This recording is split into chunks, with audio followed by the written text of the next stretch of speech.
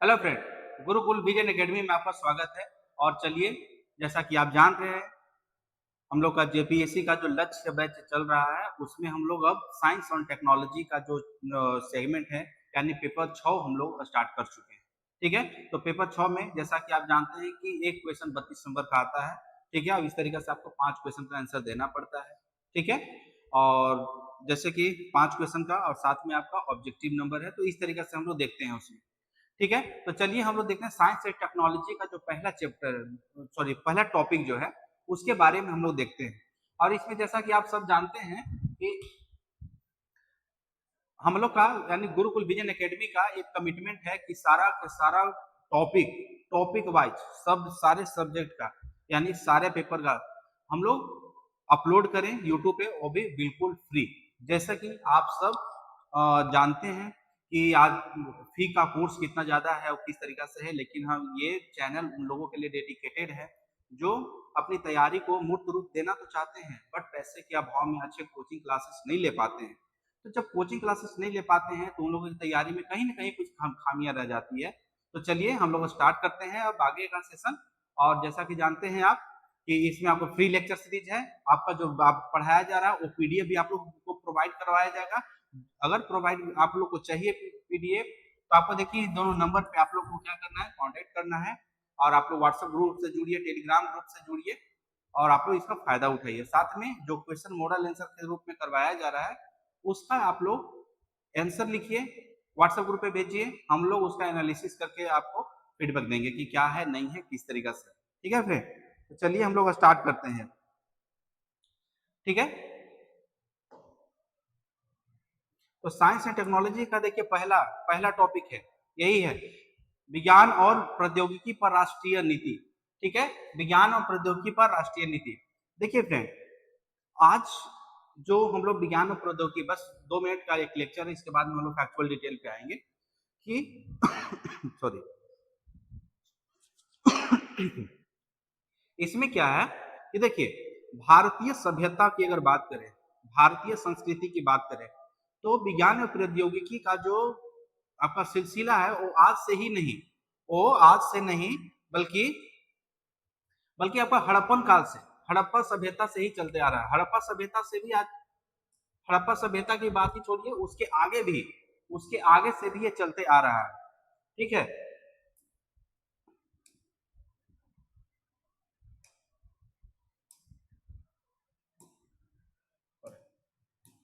ठीक है, हड़प्पा सभ्यता से भी आगे, जैसा कि आप जानते होंगे कि मानव जब पृथ्वी पे आया उसके बाद में कुछ न कुछ इन्वेंशन होते चला गया। प्राग ऐतिहासिक काल हुआ, फिर आद ऐतिहासिक काल हुआ, फिर ऐतिहासिक काल हुआ। तो प्राग ऐतिहासिक काल में तो मान के चलिए ऐसा लिखा जाना नहीं है।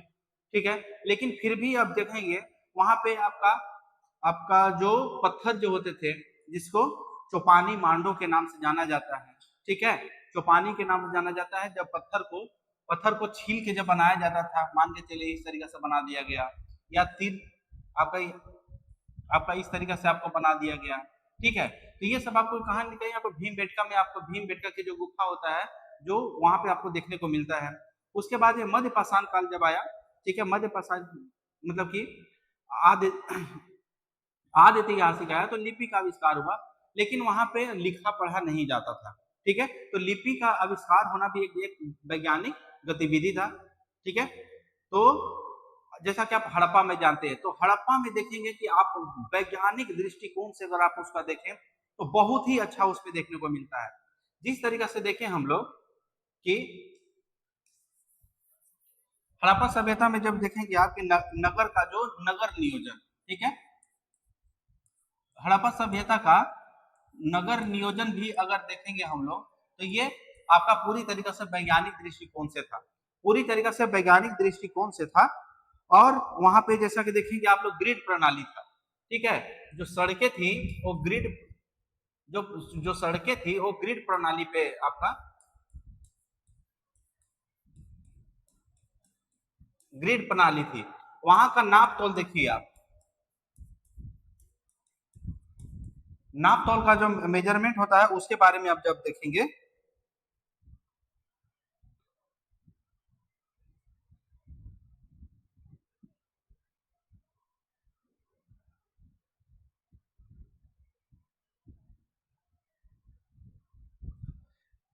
तो नगर आपका नाप तोल का प्रणाली आप देखेंगे, वहां का स्नानागार को देखिए आप, स्नानागार को देखिए, उसी तरीका से आप देखेंगे वहां के जो भी व्यापार होता था उसके लिए जो नाप तोल होता था, ठीक है, आपका व्यापारिक गतिविधि,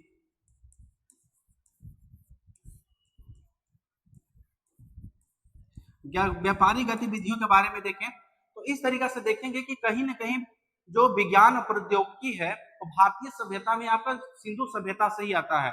उसके बाद जब हम लोग देखते हैं वैदिक काल में आते हैं, ठीक है, ज्यादा देखिए मेंस है तो मेंस में ज्यादा हम लोग को कंटेंट नहीं कॉन्सेप्ट में आना है, ठीक है। आप इतना कुछ हल्का सा लिख सकते हैं कि भारतीय संस्कृति में या भारतीय सभ्यता में विज्ञान और प्रौद्योगिकी का प्रारंभ प्रागैतिहासिक काल से देखने को मिलता है, लेकिन इसका प्रत्यक्ष प्रमाण हमें सिंधु सभ्यता में मिलता है, सिंधु सभ्यता में मिलता है, जहां पे ग्रिड प्रणाली, नाप तोल का जो मापन था, स्नानागार, व्यापारिक गतिविधियों में ये सब प्रतीत होता है कि वैज्ञानिकता वहां पे मौजूद थी। उसके आगे जब आप लिखेंगे कि वैदिक, अगर इसके बाद हम लोग देखें वैदिक सभ्यता में, ठीक है, तो यहाँ पे रथ चलाया गया, ठीक है, रथ चलाया गया। जिस तरीका से आज आधुनिक गतिविधि में आप देखिए कि बस है, आप मोटरसाइकिल चलाते हैं, बस चलाते हैं, यानी लंबी दूरी की जो यात्रा है उसको, उस लंबी दूरी की यात्रा को कम करने के लिए आप क्या करते हैं कि कहीं ना कहीं टेक्नोलॉजी का सहारा लेते हैं, कहीं ना कहीं बस का सहारा लेते हैं, ट्रक का, कार का सहारा लेते हैं।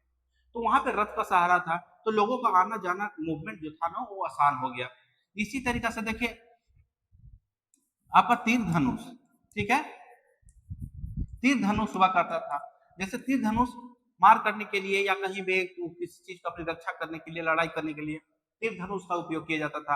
अब इसी तीर धनुष पे देखिए आज मिसाइल प्रक्षेपास्त्र बना हुआ है, मिसाइल प्रक्षेपास्त्र जो बना है इसी पे तो है ना। इसी तरीके से देखिए पाराबोलिक डेंसिटी होता है कि यहाँ से मार के पृथ्वी मिसाइल यहाँ पे मार करेगी, अग्नि मिसाइल मार करेगी, तो तीर धनुष पे ही है, ठीक है। उसी तरीके से पहिया, ठीक है, पहिया में लोहा का यूज किया गया, ठीक है। तो पहिया में जब लोहा का यूज किया गया तो उसमें भी आप देखेंगे कि वैज्ञानिक दृष्टिकोण यहाँ पे किस तरीके से, कितना पेरीमीटर होना चाहिए, कितना उसका डेंसिटी होना चाहिए, कितना डेंसिटी पे वो स्ट्रॉन्ग होगा, कितना पे क्या होगा, आपको सब यहाँ देखने को मिलेगा।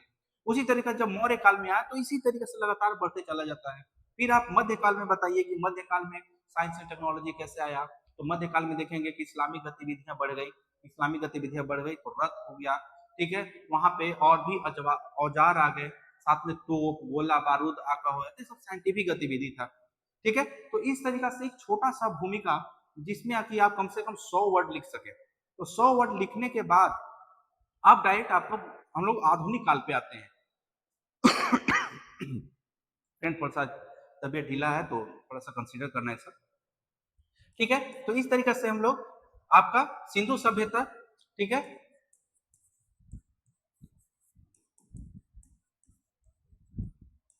देखिए सिंधु सभ्यता को ले लिए, वैदिक सभ्यता ले लिए हम लोग, वैदिक सभ्यता ले लिए। उसके बाद मौर्य काल में जान रहे हैं, मौर्य काल में झारखंड का उपयोग किस लिए किया जाता था, लोहा के लिए किया जाता था, हीरा सोना चांदी ये सब के लिए किया जाता था, हाथियों के लिए किया जाता था। तो इस तरीके से आप इसको कनेक्ट कर सकते हैं। चलिए हम लोग डायरेक्ट आते हैं अपना आंसर पे, टॉपिक पे आते हैं, क्योंकि इतना गोल ज्यादा ज्यादा मेंस का है, टाइम भी कम है हम लोग के पास। तो जब टाइम कम है तो हम लोग को क्रक्स लेके चलना होगा।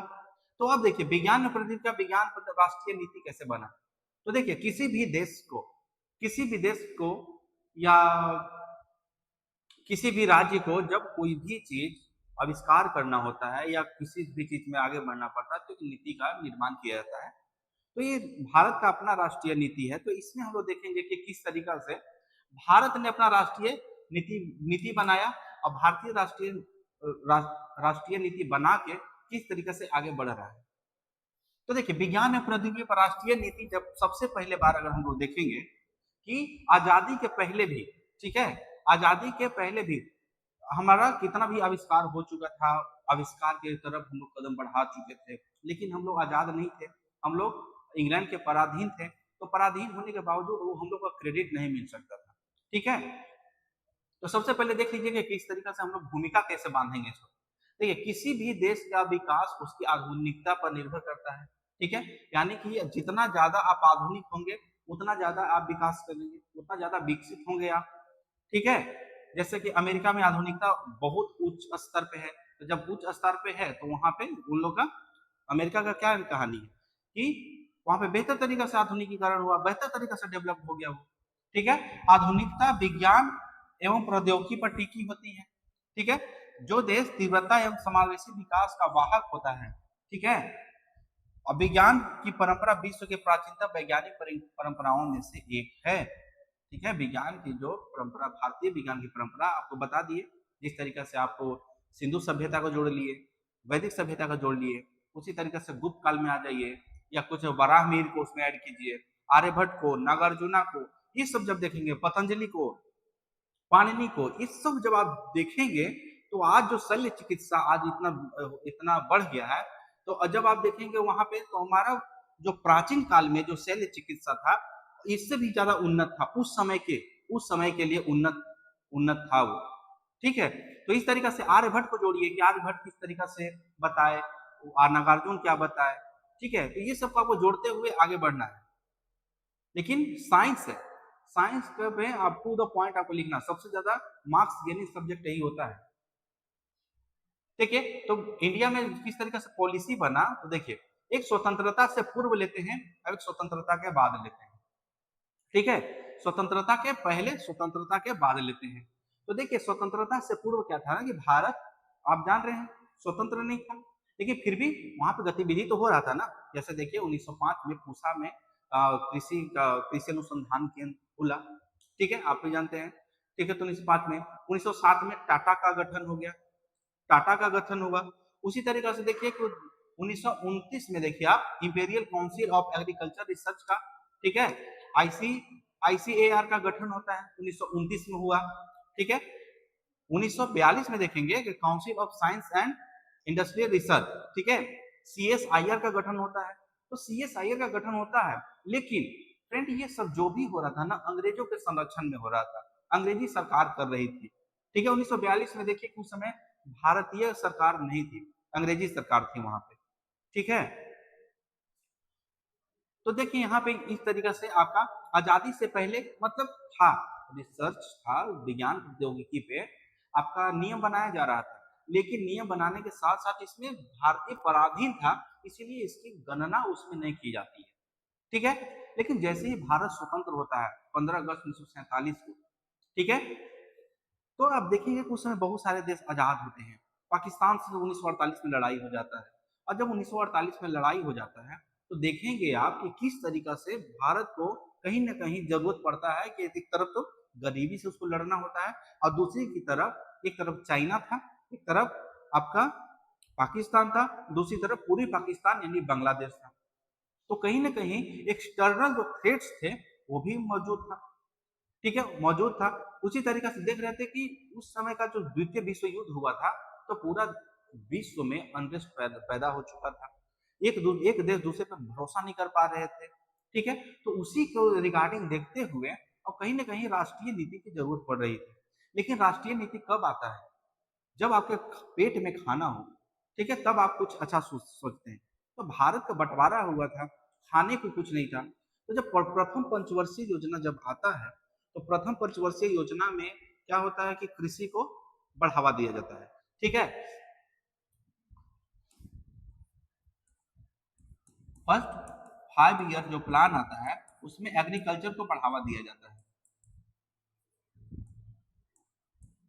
ठीक है, तो फर्स्ट 5 ईयर प्लान में एग्रीकल्चर को बढ़ावा दिया जाता है। तो उस तरीके से हम लोग राष्ट्रीय नीति पे, वैज्ञानिक नीति पे हम लोग नहीं देख पाते हैं। और जब सेकेंड 5 ईयर प्लान जब आता है तब हम लोग इंडस्ट्री पे ध्यान देते हैं कि नहीं। ठीक है, सेकेंड 5 ईयर प्लान में हम लोग इंडस्ट्री पे ध्यान देते हैं और देखते हैं कि भारत में विकास करना था, कल्याणकारी राज्य की अवधारणा तो लेकर भारत आया है ना। लेकिन क्या था कि देखा कि एग्रीकल्चर, तो हम एग्रीकल्चर पे ध्यान दे रहे हैं, बड़े बड़े बांध तो बना रहे हैं, लेकिन उसका जो औजार है, उसका कंपोनेंट होता है, ठीक है, वो सब आयात करना पड़ रहा था, आयात करना पड़ रहा था, छोटा छोटा लोहा तक आयात करना पड़ रहा था। तो उस कंडीशन में क्या होता है कि नेहरू जी को ये बात सोचता है कि क्यों ना, अब एग्रीकल्चर में तो मान के चलिए कि उस समय भाखड़ा नागल बांध हो गया, दामोदर घाटी परियोजना बना, ठीक है। तो इस तरीके से बहुत सारे परियोजनाएं, बहुउद्देशीय परियोजनाएं बना के कुछ हद तक कृषि को ठीक किया गया। और जब कृषि को ठीक किया गया तो वैज्ञानिक दृष्टिकोण की जरूरत थी, तो कृषि में तो तुरंत से ला नहीं सकते थे, इसीलिए इंडस्ट्री में लाए। क्यों? क्योंकि उसमें टाटा टाटा उसमें था। और साथ ही साथ जब सेकेंड 5 ईयर प्लान जब इंडस्ट्रियलाइजेशन का आया, तो आपका जर्मनी, ब्रिटेन, ठीक है, रसिया, ये सब भारत में इन्वेस्ट करने के लिए तत्पर थे कि हाँ करना है। उसी सबको देखते हुए नेहरू जी के दिमाग में आया कि नहीं चलो अब एक काम करते हैं कि अगर देश को विकास करना है और जो आयातोन्मुख जो अर्थव्यवस्था है, आयात पे जो निर्भर अर्थव्यवस्था है, उसको निर्यातोन्मुखी करना है, निर्यात बेस्ड करना है, ठीक है। इस तरीका से अब इन सब के आलोक में आपका 1958 का जो एसपीआर है, वैज्ञानिक नीति संकल्प जो होता है वो आता है, ठीक है। अब तक कितनी आपकी 5 नीतियां बन चुकी हैं। ये आपका 2020 में ऐसा मसौदा तैयार हुआ है, ठीक है। राष्ट्रीय विज्ञान प्रौद्योगिकी और नवाचार नीति 2020 बन के आता है, ठीक है। तो ये देखिए आपका हो गया।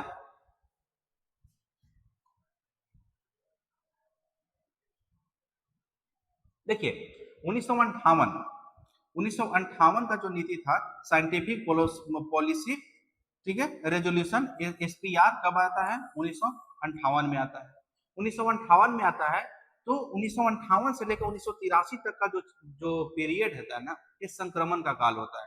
संक्रमण का काल इसलिए होता है क्योंकि देखिए राष्ट्रीय नीति आ जाती है यहाँ पे, राष्ट्रीय नीति आती है और इस पे कानून बनना शुरू होता है। कानून बनने के साथ में इसमें कंपोनेंट जितना भी इसका जो पॉलिसी था इम्प्लीमेंट करने वाला, वो सुचारू रूप से चलाने की कोशिश की जाती है। लेकिन देखिए दुर्भाग्य रहा कि 58 में आपका ये स्टार्ट होता है पॉलिसी। अब 62 में चाइना के साथ वार हो जाता है, तो चाइना के साथ युद्ध हो जाने के बाद या 1965 में पाकिस्तान के साथ युद्ध हो जाता है, उसके बाद 66-67 में भयंकर अकाल आ जाता है। तो भयंकर अकाल आता है, उससे भी देश तबाही होता है। तो चाइना का युद्ध से परेशानी, पाकिस्तान का युद्ध से भी परेशानी, और 1966-67 में जो अकाल पड़ता है उससे भी भारत को परेशानी होता है। उतना किसी तरीका से निपट रहा होता है भारत। उसी के बीच में एकाएक अब क्या आ जाता है 1971 का बांग्लादेश से लड़ाई हो, बांग्लादेश जो पूर्वी पाकिस्तान और पश्चिम पाकिस्तान के बीच में होता है, भारत उसमें आता है, वो समस्या होता है। इसके बाद में राष्ट्रीय आपातकाल की समस्या होता है, क्षेत्रीय दलों का उठना, 1978 में आपका जनता दल का सरकार बनना। तो देखिए 58 में पहली नीति बनती है, लेकिन तिरासी आते आते देखिए कितना संक्रमण का दौर से भारत गुजरता है। तो आप खुद सोचिए कि क्या ये नीति कितना सक्सेस किया होगा, अपने आप में कितना सक्सेस किया होगा नीति। फ्रेंड ये लेक्चर को ध्यान से सुनने की कोशिश कीजिएगा, क्योंकि ये लेक्चर सिर्फ साइंस एंड टेक्नोलॉजी ही नहीं, ये आपका हर सेगमेंट को जोड़ रहा है। क्योंकि स्वतंत्रता के बाद जब आप भारत की पढ़ेंगे तो उसमें भी आपको ये सब काम देगा और कहीं ना कहीं आपका क्वेश्चन को रिच बनाएगा।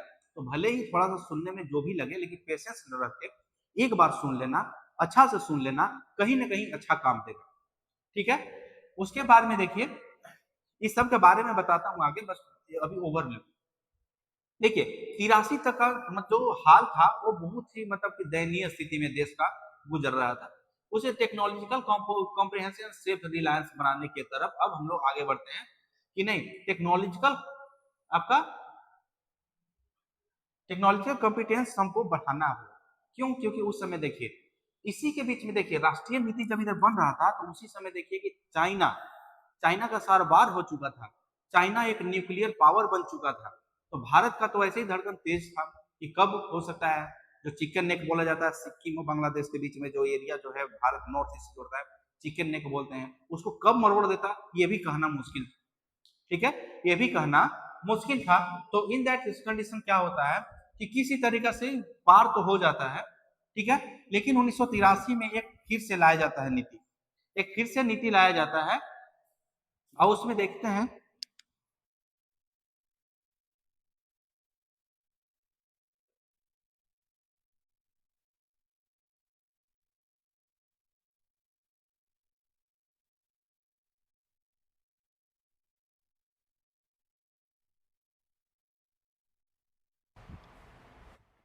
तो जिस तरीका से कंडीशन चल रहा था उसी कंडीशन में 1983, ठीक है, फिर से इंदिरा गांधी की सरकार बनती है और वो सिचुएशन को समझते हुए ये नीति लाती है कि 1958 की नीति में जो भी खामियां थी उस खामियां को पूरा करने के लिए 1983 की नीति को लाया जाता है, ठीक है। उसी नीति के अकॉर्डिंग आगे का डेवलपमेंट होता है। लेकिन 83, अब देखिए उस समय का वर्ल्ड ऑर्डर जो था ना वो चेंज हो रहा था। क्यों? क्योंकि उसी समय रसिया का विभाजन का मतलब सनसनाहट स्टार्ट हो चुका था। जो आप देखेंगे कि 1990 का दशक, 1991-92 में रूस का रसिया यानी कि आपका उस समय का रसिया जो था उसका डिसइंटीग्रेशन हो जाता है, सारे देश बट जाते हैं। तो उस समय के सिचुएशन को देखते हुए साथ ही साथ ये नीति चल ही रहा था। 1993 में 1991 का जो जो आपका लिबरलाइजेशन, प्राइवेटाइजेशन एंड ग्लोबलाइजेशन, ठीक है, ये हो जाता है। उदारीकरण का दौर आता है। उदारीकरण का दौर आता है तो 1993 में एक छोटा सा नीति लाया जाता है। उसमें नीति में लाया जाता है कि जो भी 83 और 1958 की जो नीतियां थी उस नीतियों को किस तरीका से इंप्लीमेंट किया जाए, ठीक है, कि 1991 का जो नीति था, 1991 का जो उदारीकरण था उसमें उसका 93 में एक नीति लाकर इसको किसी न किसी तरह से उसको आगे बढ़ाने की कोशिश किया जा रहा था, ठीक है। लेकिन वो नीति कुछ साल तक चली, ठीक है। 1999 में पाकिस्तान के साथ में कारगिल वार हो जाता है, उसी के साथ में पोखरण परीक्षण हो जाता है। और पोखरण परीक्षण होने के बाद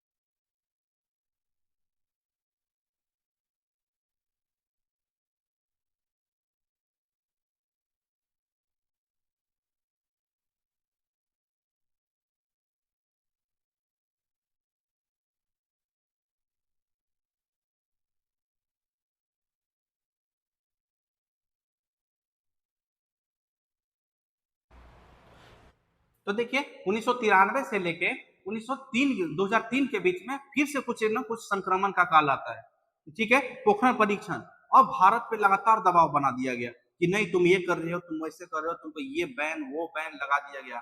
कारगिल वार हुआ, उसमें जीपीएस का उपयोग अगर होता तो हमारे इतने सारे जवान नौसैनिक सॉरी आर्मी नहीं मारे जाते, ठीक है। लेकिन जीपीएस अमेरिका का जीपीएस था, जीपीएस से वो मदद करने के लिए इनकार कर दिया, ठीक है। साथ ही साथ उस समय पोखरण परीक्षण होता है और पाकिस्तान का भी अपना परमाणु परीक्षण हो जाता है। तो इस तरीके से ना डमाडोल स्थिति चल रहा था। और उसी के आलोक में 2003 का साइंटिफिक से science and technology policy STP आया, 2003 का आया, ठीक है। लेकिन 2003 के बाद जब देखेंगे कि ग्लोबलाइजेशन इतना उच्च पे आ गया था, इतना उच्चतर स्तर पे आ गया था कि हर तरफ science and technology, information and technology लगातार बढ़ते जा रहा था। और लगातार बढ़ते जा रहा था तो उस कंडीशन में क्या हो रहा था कि बढ़ते बढ़ते अपराध बढ़ना शुरू हो गए, साइबर क्राइम बढ़ना शुरू हो गए। तो इस कंडीशन में और 2003 से लेकर 2013 का संक्रमण जब काल देखेंगे आप तो बहुत सारा बदलाव हो चुका था, ठीक है। 2G से 3G, 3G से 4G अब आ चुका था, ठीक है। तो इस कंडीशन में साइबर अपराध बढ़ रहा था और उसमें साइंस एंड टेक्नोलॉजी का जो इसका जो रूल रेगुलेशन था वो काम नहीं कर पा रहा था क्योंकि डिफरेंट डिफरेंट अपराध वहां पे बढ़ रहे थे, ठीक है। तो ये कंडीशन था। अब ये निराधार बनते हुए दिख रहा था। तो उसी के आलोक में science and technology and innovation policy लाया गया। ध्यान रखिएगा यहाँ पे इनोवेशन वर्ड ला दिया गया कि जैसे जैसे इनोवेशन होगा उसी के अकॉर्डिंग हमारा जो साइंस एंड टेक्नोलॉजी का जो पॉलिसी है वो चलता चलता चला जाएगा, ठीक है।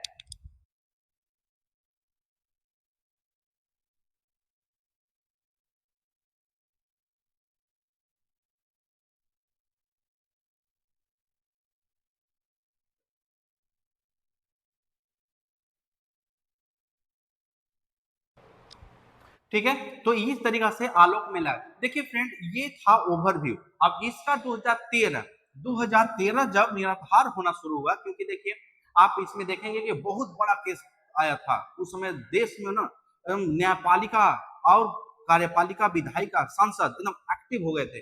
आपको याद होगा धारा 66 एक का मामला, जब बाल ठाकरे पे दो लड़कियों ने कमेंट कर दिया था, कुछ कमेंट किया था और उसमें ये आ गया था मैटर कि ये मेरा व्यक्तिगत स्वतंत्रता, यानी आर्टिकल 19 का इसमें हवाला दिया जा रहा था।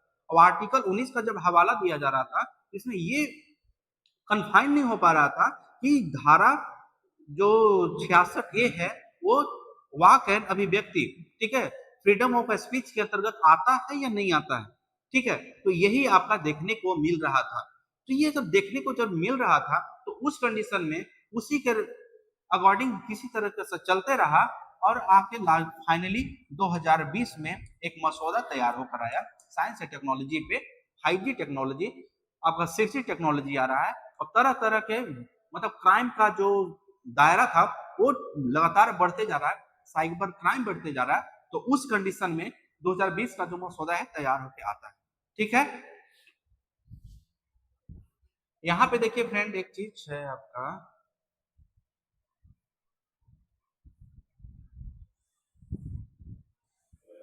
अब देखिए अब हम लोग आते हैं इस तरीके से एक ओवरव्यू हम लोग जान गए कि हाँ किस तरीके से साइंस एंड टेक्नोलॉजी का डेवलपमेंट होना चाहिए, मतलब साइंस टेक्नोलॉजी पे आपका जो नेशनल पॉलिसी है किस रूप में फ्रेमवर्क करने का क्या तरीका था मैंने आप लोगों को बताया।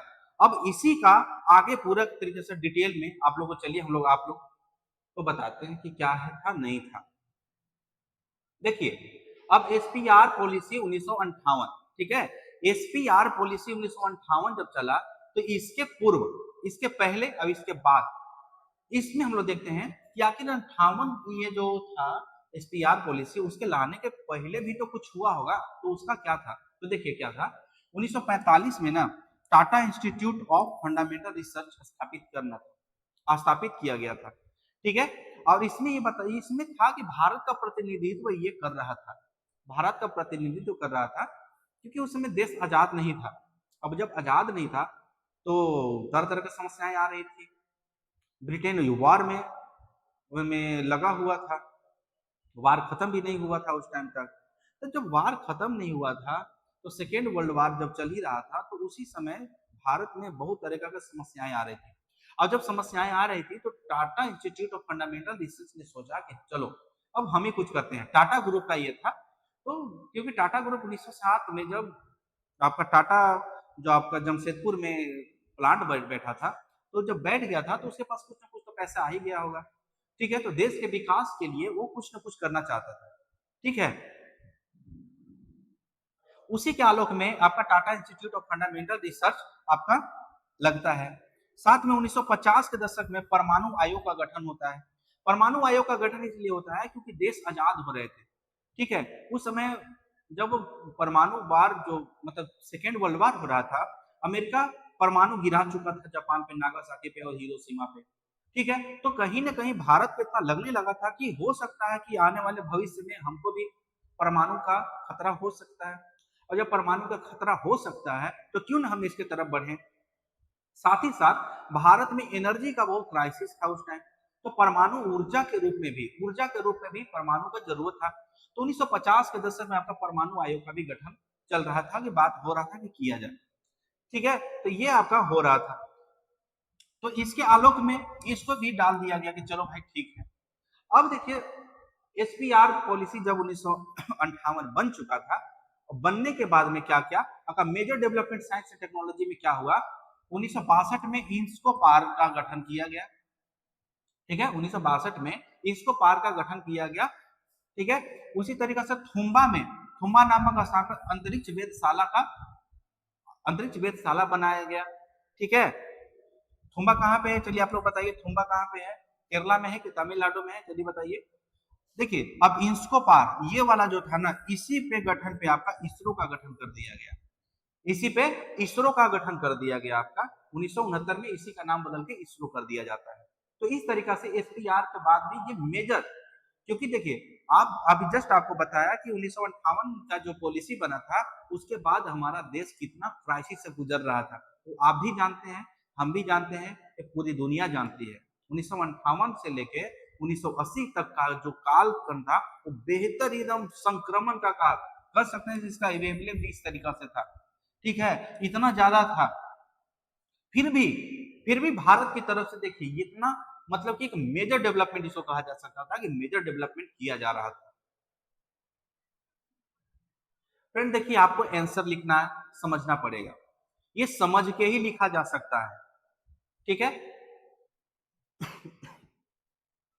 आगे देखिए, अब इसके बारे में कुछ पॉइंट है, कॉन्सेप्ट हम लोग जान लिए, अब पॉइंट अब आप लोग जान के अब इसमें लिख लिए। देखिए प्रधानमंत्री उस समय कौन थे, पंडित जवाहरलाल नेहरू थे। तो उनका मसौदा का परिणाम था वो एक मतलब खाका बनाए कि नहीं ऐसा राष्ट्रीय नीति होना चाहिए, विज्ञान और प्रौद्योगिकी पे भी राष्ट्रीय नीति ऐसा होना चाहिए। उसी तरीके से भारत में वैज्ञानिक उद्यम और वैज्ञानिक स्वभाव की नींव पड़ा, ठीक है। क्यों? क्योंकि एसपीआर का जब गठन होता है तो उसमें पॉलिसी बना, तो उसमें बजट पास हुआ, बजट पास हुआ तो वैज्ञानिक उद्यम यानी वैज्ञानिक जो उद्योग है उसको उसमें गठन करने की बात की गई। साथ में वैज्ञानिक स्वभाव का नींव पड़ा, क्योंकि इससे पहले क्या होता था, ब्रेन ड्रेन का जो सिद्धांत था वो ज्यादा प्रबल था, यानी कि यहाँ का वैज्ञानिक चले जाते थे बाहर और जाकर वहां पे अमेरिका ब्रिटेन अच्छा खासा सैलरी मिलता था, अच्छा सुविधा मिलता था, तो उस तरीका से होता था। अब क्या हुआ कि जब भारत में एसपीआर 1958 लागू हो जाता है तो उस कंडीशन में क्या होता है कि उद्योग लगेंगे, अब उद्योग लगेंगे तो उद्योग में काम करने के लिए उसके लिए पढ़ाई भी तो चाहिए ना, पढ़ाई चाहिए, तो पढ़ाई के लिए वैज्ञानिक स्वभाव डेवलप होना चाहिए, तो इंस्टीट्यूट बनेंगे, कोचिंग बनेंगे, ठीक है, बड़े बड़े कॉलेज बनेंगे, बड़े बड़े यूनिवर्सिटीज बनेंगे, तो उस सबका यहाँ पे न्यू होता है।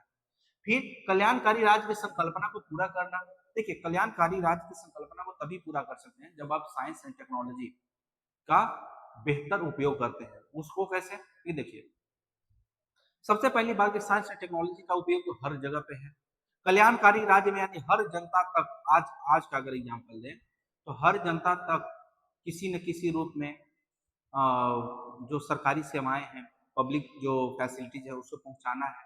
तो उस समय की बात करें तो 1954 का जब एक दौर आया था, ठीक है, 1954 का जब दौर आया था तो पंडित जवाहरलाल नेहरू बोलते थे कि इंडिया में बस का शुरुआत किया जाए, ठीक है, बस का शुरुआत किया जाए।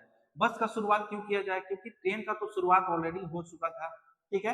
तो जब ट्रेन का शुरुआत हो चुका था तो बस का शुरुआत करने से क्या होगा आपका कि ट्रैवलिंग का जो रोडवेज का जो ट्रैवलिंग है ना वो डिस्टेंस शॉर्ट हो जाएगा, वो डिस्टेंस शॉर्ट हो जाएगा। इसके लिए कितना ज्यादा आपात मतलब कि बहुत सारा विरोध किया गया, तो उस समय टांगा वाला जो होते थे वो बहुत ज्यादा विरोध किए, लेकिन फिर भी बस इंप्लीमेंट हुआ, ठीक है।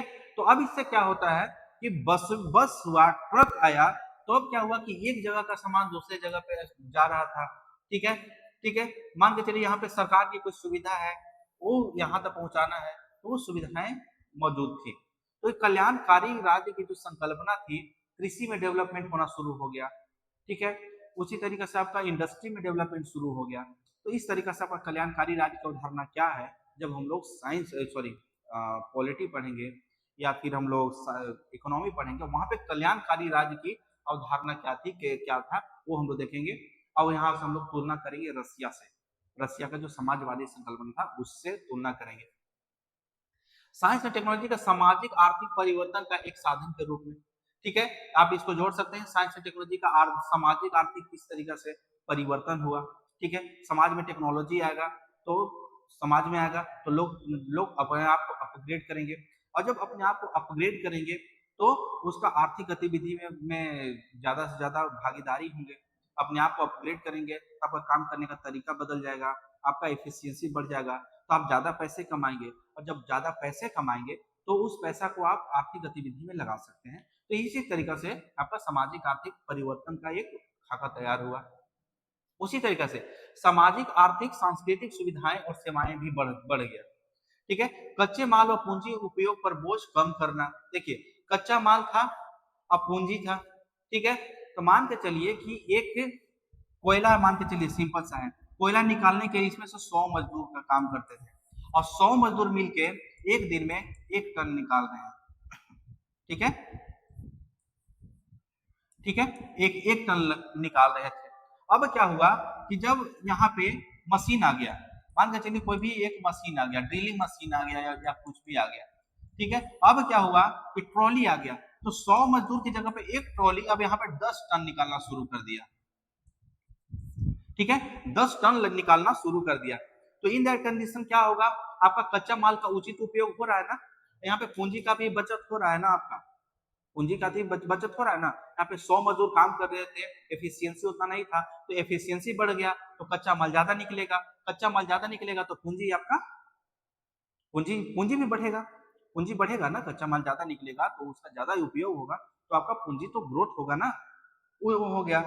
भारत और विकसित देशों के बीच में अंतर को कम कर रहा है, जो उस समय अंतर कम था, ब्रिटेन पे हम लोगों की निर्भरता थी, अमेरिका पे निर्भरता थी, तो वो निर्भरता कम हो गई।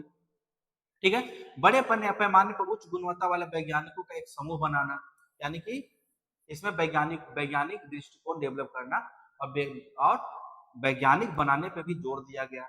कृषि एवं रक्षा क्षेत्र को बढ़ावा देना, देखिए कृषि में भी बढ़ावा दिया गया, रक्षा क्षेत्र में।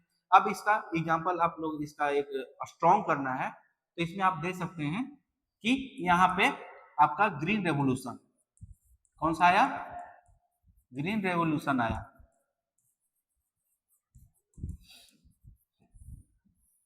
ठीक है, तो देखिए यहाँ पे ग्रीन रेवोल्यूशन, जब भी टेक्नोलॉजी एनहेंसमेंट हुआ, ग्रीन रेवोल्यूशन आया, और भारत का जो PL 480 था, ठीक है, ठीक है, जो अमेरिका से जो डील था, ठीक है, PL 480, वो उसको खत्म कर दिया गया, उसमें आत्मनिर्भर बन गया। जो भारत जो था कि अपना आयातोन्मुख इकोनॉमी था, वो अब निर्यातोन्मुख हो गया, खाद्यान्न पे आत्मनिर्भरता तो बड़ी ही, साथ साथ हम लोग निर्यात भी करना शुरू कर दिए। तो SPR, ठीक है, SPR 1958 का ही ये एक बहुत बड़ा हाथ कर सकते हैं। अब देखिए प्रौद्योगिकी नीति वक्तव्य, ठीक है, TSP 1993, ठीक है। अब हम लोग यहां से निकल चुके हैं, अब आगे देखते हैं हम लोग। जैसे देखिए आप लोगों को बताया था ना, यहाँ पे 1958 का पॉलिसी जो था, उसके बाद यहाँ पे TPS आया, टेक्नोलॉजी पॉलिसी स्टेटमेंट। हम लोग इस यहाँ पे आ गए, 1958 से हम लोग पार कर चुके हैं यहाँ पे।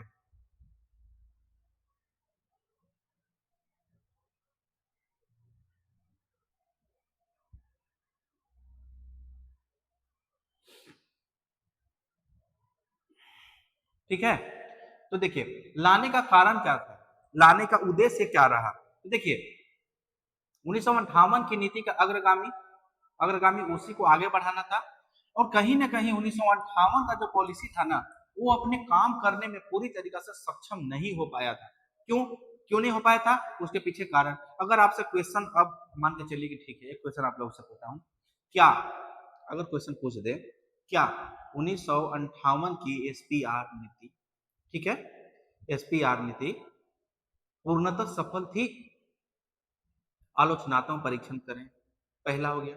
दूसरा क्वेश्चन अगर आपसे यही पूछ दे कि SPR पॉलिसी 1958 अपने कर्तव्यों को निर्वहन करने में पूरी तरीका से सक्षम नहीं हो पाया, समीक्षा करें।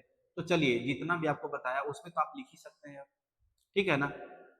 तो जिस तरीके से मान के चलिए इसमें जो भी कंटेंट है फ्रेंड, तो सारा कंटेंट तो लिखा नहीं जा सकता, तो इसीलिए समझाने की कोशिश है कि आप समझने की कोशिश करें और उसको अच्छा से लिखें। बाकी तो ये सब कोडर मटेरियल है, मटेरियल तो आपको कहीं से भी मिल जाएगा, ठीक है। तो चलिए हम लोग आगे बढ़ते हैं। तो कहीं ना कहीं पूर्णतः सफल नहीं रहा, पूर्णतः सफल नहीं रहा। अब कहीं ना कहीं इसमें कुछ ना कुछ खामियां रही, ठीक है। स्वदेशी प्रौद्योगिकियों पर आत्मनिर्भरता प्रदान करना, ठीक है। सब यहाँ पे स्वदेशी प्रौद्योगिकी पे ज्यादा टेक्नोलॉजी पे बात किया जाने लगा कि स्वदेशी टेक्नोलॉजी किस तरीके से विकसित किया जा सकता है,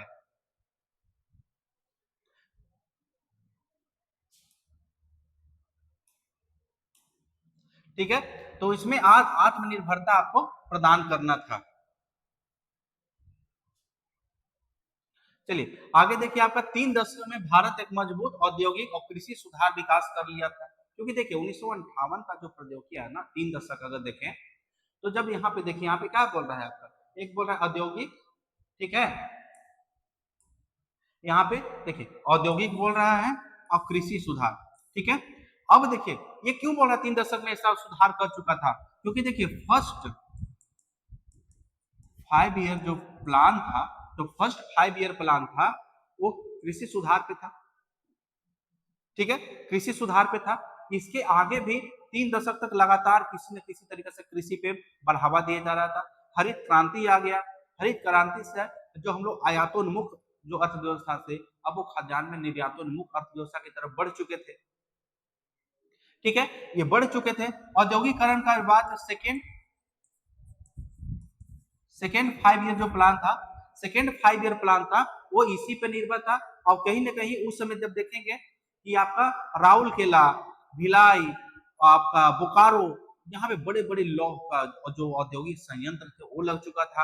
आपका झारखंड का मुरी में एल्यूमिनियम फैक्ट्री लग चुका था। ठीक है, तो इस तरीके से बड़ा बड़ा जर्मनी का सहयोग से आपका बना, ब्रिटेन के सहयोग से बना, रसिया के सहयोग से, यानी कि इन्वेस्टमेंट लगातार हो रहा था। तो कहीं ना कहीं हम लोग औद्योगिक विकास जो कर रहे थे वो यहाँ पे हो रहा था, और कृषि का भी विकास यहाँ पे हो चुका था। तो इन दोनों का विकास करने के बाद अब कहीं ना कहीं हम लोग आत्मनिर्भर बन चुके थे। इन दोनों चीजों में कहीं ना कहीं आत्मनिर्भरता आ चुकी थी हम लोगों में। जब आत्मनिर्भरता आ जाएगी तब तो हम लोग आगे का बढ़ेंगे ना। अब हम लोग टेक्नोलॉजी एनहांसमेंट पे तो काम करेंगे। ठीक है, तो ये कारण रहा कि 1983 का जो टेक्नोलॉजी का जो पॉलिसी आया था, ठीक है, वो आगे बढ़ाया जाए। देखिए इसका विशेषता क्या रहा, इसकी विशेषता क्या थी, देखिए स्वदेशी प्रौद्योगिकी के प्रचार और विकास में आत्मनिर्भरता, यानी कि सबसे पहले बोला गया नहीं, स्वदेशी प्रौद्योगिकी को डेवलप करो। तो आप स्वदेशी जब देखेंगे तो उसी समय जब देखेंगे आपका बहुत सारा प्लान आता है। ठीक है, जैसे इंटीग्रेटेड मिसाइल पॉलिसी आता है। ठीक है, तो मिसाइल में क्योंकि अब उस समय होता है परमाणु का जो 1984 का परमाणु जो बुद्धा स्माइल आता है, परमाणु परीक्षण होता है। ठीक है, तो वो होता है। ठीक है, आर्यभट्टा, रोहिणी उपग्रह छोड़ा जाता है। ठीक है, उसी तरीके से आपका देखेंगे आप कि रॉकेट लॉन्चर जो स्टेशन जो हम लोग जो फ्रेंच गुयाना से जो छोड़ते थे, श्रीहरिकोटा आपका, फिर आपका हो गया यहाँ पे चांदीपुर जो एपीजे अब्दुल कलाम नाम कर दिया गया उड़ीसा में, वो सब का डेवलपमेंट होता है। तो इस तरीके से डेवलपमेंट की जरूरत पड़ रही थी। ठीक है, तो अपना स्वदेशी प्रौद्योगिकी विकसित किया जा रहा था। ठीक है, अब स्थानीय संसाधनों का उपयोग बढ़ाना, यानी कि स्थानीय संसाधन जो भी थे ना उसका उपयोग को बढ़ावा दिया जा रहा था। आखिर कितना दिन तक आप किसी के ऊपर निर्भर रहेंगे, आप कितना दिन तक। अभी भी भारत में देखिए कि अगर ऊर्जा संसाधन की बात करते हैं, जो इसका लेक्चर नेक्स्ट लेक्चर में साइंस एंड टेक्नोलॉजी का आपका ऊर्जा पे ही है, उस पे भी हम लोग आएंगे। तो आज भी देखिए कि भारत की निर्भरता ऊर्जा पे कहीं न कहीं दूसरे देशों पे पड़ा हुआ है, दूसरे देशों पे अभी आपका पड़ा हुआ है। तो इन दैट कंडीशन में क्या था कि स्थानीय संसाधन जो थे, क्योंकि भारत में बहुत अच्छा संसाधन था लेकिन टेक्नोलॉजी नहीं था, और जो विदेशी शक्तियां थी वो टेक्नोलॉजी देना नहीं चाहती थी। इसीलिए जो इंदिरा गांधी की सरकार जो थी उस टाइम वो बोलते थे कि स्थानीय संसाधनों का उपयोग करना है ना तो आपका स्वदेशी टेक्नोलॉजी विकसित करो और स्थानीय संसाधन को उसका उपयोग करो। अब इसीलिए हम लोग जो आयतोन्मुख अर्थव्यवस्था है उधर से हम लोग निर्यातोन्मुख अर्थव्यवस्था की तरफ अग्रसर होंगे। ठीक है, और जैसे 1984 में आपका इंदिरा गांधी की जब मृत्यु हो जाती है, उनको गोली मार दिया जाता है, तो उसके बाद राजीव गांधी प्रधानमंत्री बनते हैं। और जब राजीव गांधी प्रधानमंत्री बनते हैं तो उसके बाद वो लगातार उदारीकरण की तरफ बढ़ना शुरू होते हैं। और उस समय जब देखेंगे कि उन्हीं का परिणाम कह सकते हैं आगे चल के आपका एलपीजी जो रिफॉर्म होता है उस तरीका से हुआ। तो भारत का जो आपका एलपीजी उदारीकरण की तरफ था तो वो 1984 के बाद शुरू हो चुका था। ठीक है, यहाँ पे क्या था, अप्रचलित प्रौद्योगिकियों का पहचान करो, अप्रचलित प्रौद्योगिकी है उसका पहचान करो। जैसे कि देखिए उस समय क्या था कि बिहार उत्तर प्रदेश में ना जो शुगर केन का जो मिल होता था ना, यानी कि चीनी का जो मिल होता था वो बहुत ही ज्यादा बंद पड़े क्योंकि अंग्रेज चले गए थे और बंद पड़े थे। साथ ही साथ जितनी भी पुरानी फैक्ट्रीज जो थी वो बंद पड़ी थी। अब बंद पड़ी थी क्यों, क्योंकि सरकार की नीतियों की वजह से। क्योंकि सरकार जब देश आजाद हुआ था तो जितना भी प्राइवेटाइजेशन था ना उसका नेशनलाइजेशन कर दिया गया। जैसे आप देखेंगे बैंकों का नेशनलाइजेशन कर दिया गया, उसी तरीके से बीमा कंपनियां थे उनका नेशनलाइजेशन कर दिया गया। और जब नेशनलाइजेशन कर दिया जाएगा तो जो बड़ी बड़ी कंपनियां थी उस समय, तो देखेंगे कि उनको क्या था कि लोन मिलना बंद हो जाता है। और जब लोन मिलना बंद हो जाएगा तो क्या कंपनी चल पाएगी? तो कंपनी नहीं। तो जितना भी जो प्रौद्योगिकी थी, जो टेक्नोलॉजी थी, अप्रचलन में थी, यानी बंद पड़ी थी, उस सबको अब रिप्लेस करो। रिप्लेस करो कैसा? तो कुशल प्रौद्योगिकी से रिप्लेस करो। ठीक है। और पुरानी जो कंपनियां थी, पुराना टेक्नोलॉजी था, जो ईंधन बहुत ज्यादा खाते थे, तो उन लोग को रिप्लेस करके कुशल प्रौद्योगिकी को अपनाना पड़ा। ठीक है, जिसमें कि न्यूनतम पूंजी की खर्चा हो और ऊर्जा का बेहतर उपयोग कर सके। ठीक है, आपको पता होगा ऊर्जा का बेहतर उपयोग, इसको आपको खाड़ी संकट से इसको जोड़ के देखिए आप। 1980 का दशक में ना एक खाड़ी संकट आता है। ठीक है, वहां का जो देश थे, जो खाड़ी के जो देश थे, वो तेल निकालना बंद कर देते। ठीक है, उन्होंने तेल निकालना बंद कर दिया। अब जब तेल निकालना बंद कर दिया तो खाड़ी संकट उसको बोला गया। उसके लिए ब्रिटेन में हड़ताल किया गया, अमेरिका में हड़ताल किया गया, ट्रकों का हड़ताल हुआ था उस टाइम। तो खाड़ी संकट उस समय बहुत बड़ा था, तो इसीलिए भारत भी उस समस्या से जूझ रहा था। और जब समस्या से जूझ रहा था तो उसी के समय में 1983 का पॉलिसी भी आया था, तो बोला कि चलो ठीक है, न्यूनतम पूंजी का उपयोग करके बेहतर ऊर्जा का उपयोग करना सीखो। तो ये इस पॉलिसी में ये भी डाला गया था आपका। तो इस तरीका से एक दूसरे का इकोनॉमी से साइंस एंड टेक्नोलॉजी को इंटरकनेक्ट कीजिए। ठीक है, इसका मूल उद्देश्य क्या रहा? इसका मूल उद्देश्य रहा समाज के सभी वर्गों को अधिकतम लाभ प्रदान करना। अधिकतम लाभ प्रदान करना, ये क्यों बोल रहा है? क्योंकि उसी समय आपका गरीबी हटाओ, गरीबी हटाओ का नारा दिया गया था। गरीबी हटाओ का नारा दिया गया था। आईसीडीएस उसी समय बनाया गया था। ICD integrated child development. ठीक है, तो आईसीडीएस उसी समय लागू किया गया। उसी समय जो देश में जितना भी कल्याण से संबंधित जो मतलब की योजनाएं थे उस समय लागू किया जा रहा था। ट्रिप्स का जो प्रावधान आया था उसी समय सबसे पहले देखने को मिला था। यानी कि अंतरराष्ट्रीय शक्तियां भी चाह रही थी कि किसी तरीका से ये जो अनरेस्ट पैदा हो रहा था, चाइना एक सुपर पावर की तरफ बढ़ रहा था, उसको भी काउंटर करने की कोशिश की जा रही थी। और उसी में आपका अधिकतम लाभ प्रदान करना हुआ। और उस समय के उभरते नए क्षेत्र, यानी कि देखिए उस समय जो क्षेत्र,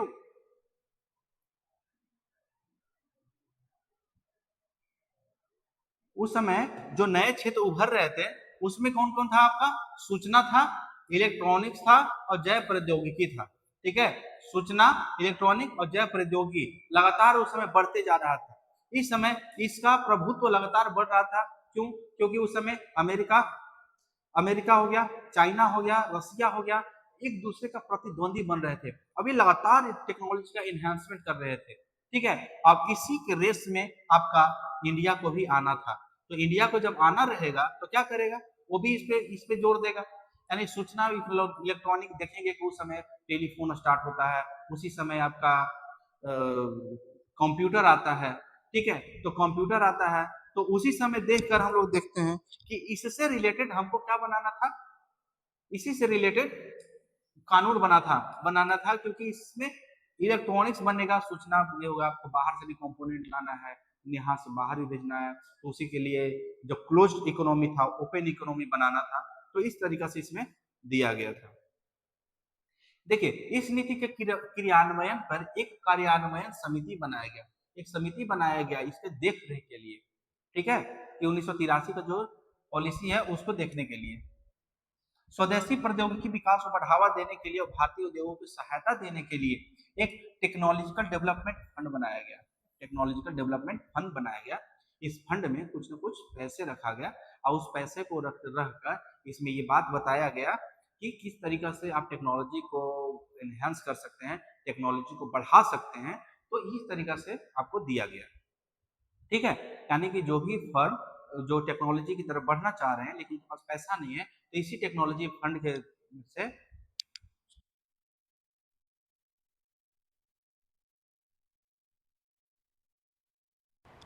इसी टेक्नोलॉजी फंड से आपका पैसा दिया जाएगा। ठीक है, उसी तरीके से प्रौद्योगिकी सूचना पूर्वानुमान और मूल्यांकन परिषद का गठन किया गया।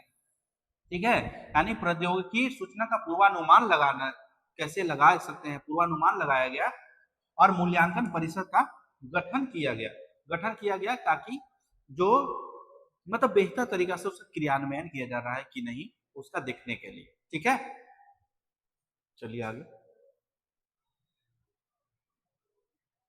अब देखिए यहाँ पे देखने को मिलेगा साइंटिफिक रिसर्च पॉलिसी 1958 आप लोग देख लीजिएगा। ठीक है, नर्चरिंग आपका साइंटिफिक एंटरप्राइजेस, यानी कि साइंटिफिक जो एंटरप्राइजेस थे उनको बढ़ावा देना था, साइंटिफिक टेम्पर देश में क्रिएट करना था। ठीक है, science and technology seen as an instrument of socio economic transformation and nation building, यानी कि साइंस एंड टेक्नोलॉजी को इस तरीका से देखा जा रहा था कि सोशियो इकोनॉमिक ट्रांसफॉर्मेशन करना था और नेशन बिल्डिंग में इसका सहायता करना था। ये दिया गया यहाँ पे। उसी तरीके से देखिए इसका क्या सेलिएंट फीचर्स में क्या था, जैसा कि हम लोग ऊपर देख चुके हैं। सेलिएंट फीचर में था कल्टीवेशन ऑफ साइंटिफिक इंटरप्राइजेज। ठीक है, यानी साइंटिफिक इंटरप्राइजेज को क्या करना था, कल्टीवेट करना था, बोना था, लाना था। ठीक है, उसी तरीके से applied science research and capacity building. ठीक है, और जो साइंटिफिक जो रिसर्च था उसको अप्लाई करना था। Opportunities for scientific activity, discovery and dissemination of new knowledge. Opportunity for socio scientific activity, socio scientific जो एक्टिविटीज था उसको अपॉर्चुनिटी प्रदान करना था। ठीक है, discovery and dissemination of new knowledge.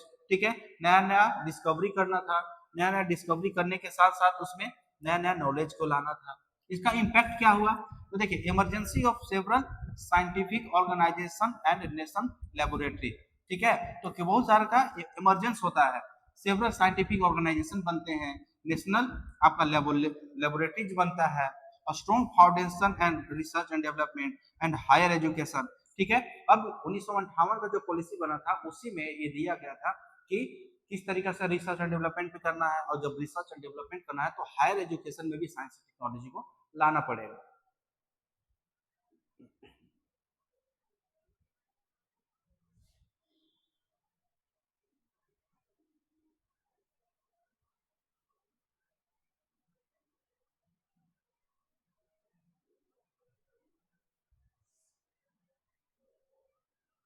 अब यहाँ पे देखिए तो विज्ञान और प्रौद्योगिकी नीति जो 2003 था उसके बारे में हम लोग देखते हैं।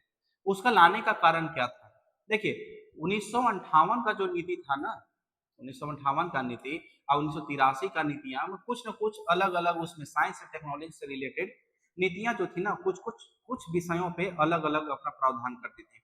अब इस तरीके से जब आगे किसी भी मैटर को बढ़ाना होता था तो जो आपका यहाँ पे देखिए एसआरपी नीति जो 1958 था और टीपीएस जो पॉलिसी था 1983, ये दोनों में कोलाइड कर जाते थे। अब कोलाइड करने के लिए की वजह से ही वो कोई भी काम नहीं हो पाता था, रुक जाता था, क्योंकि एसपीआर कुछ कह रहा है और टीपीएस कुछ कह रहा है। तो इस कंडीशन में क्या होगा कि आप इस पॉलिसी को मानेंगे या दूसरा पॉलिसी को मानेंगे, और जब नहीं मानेंगे तो फिर बस काम वहीं पे स्टॉप।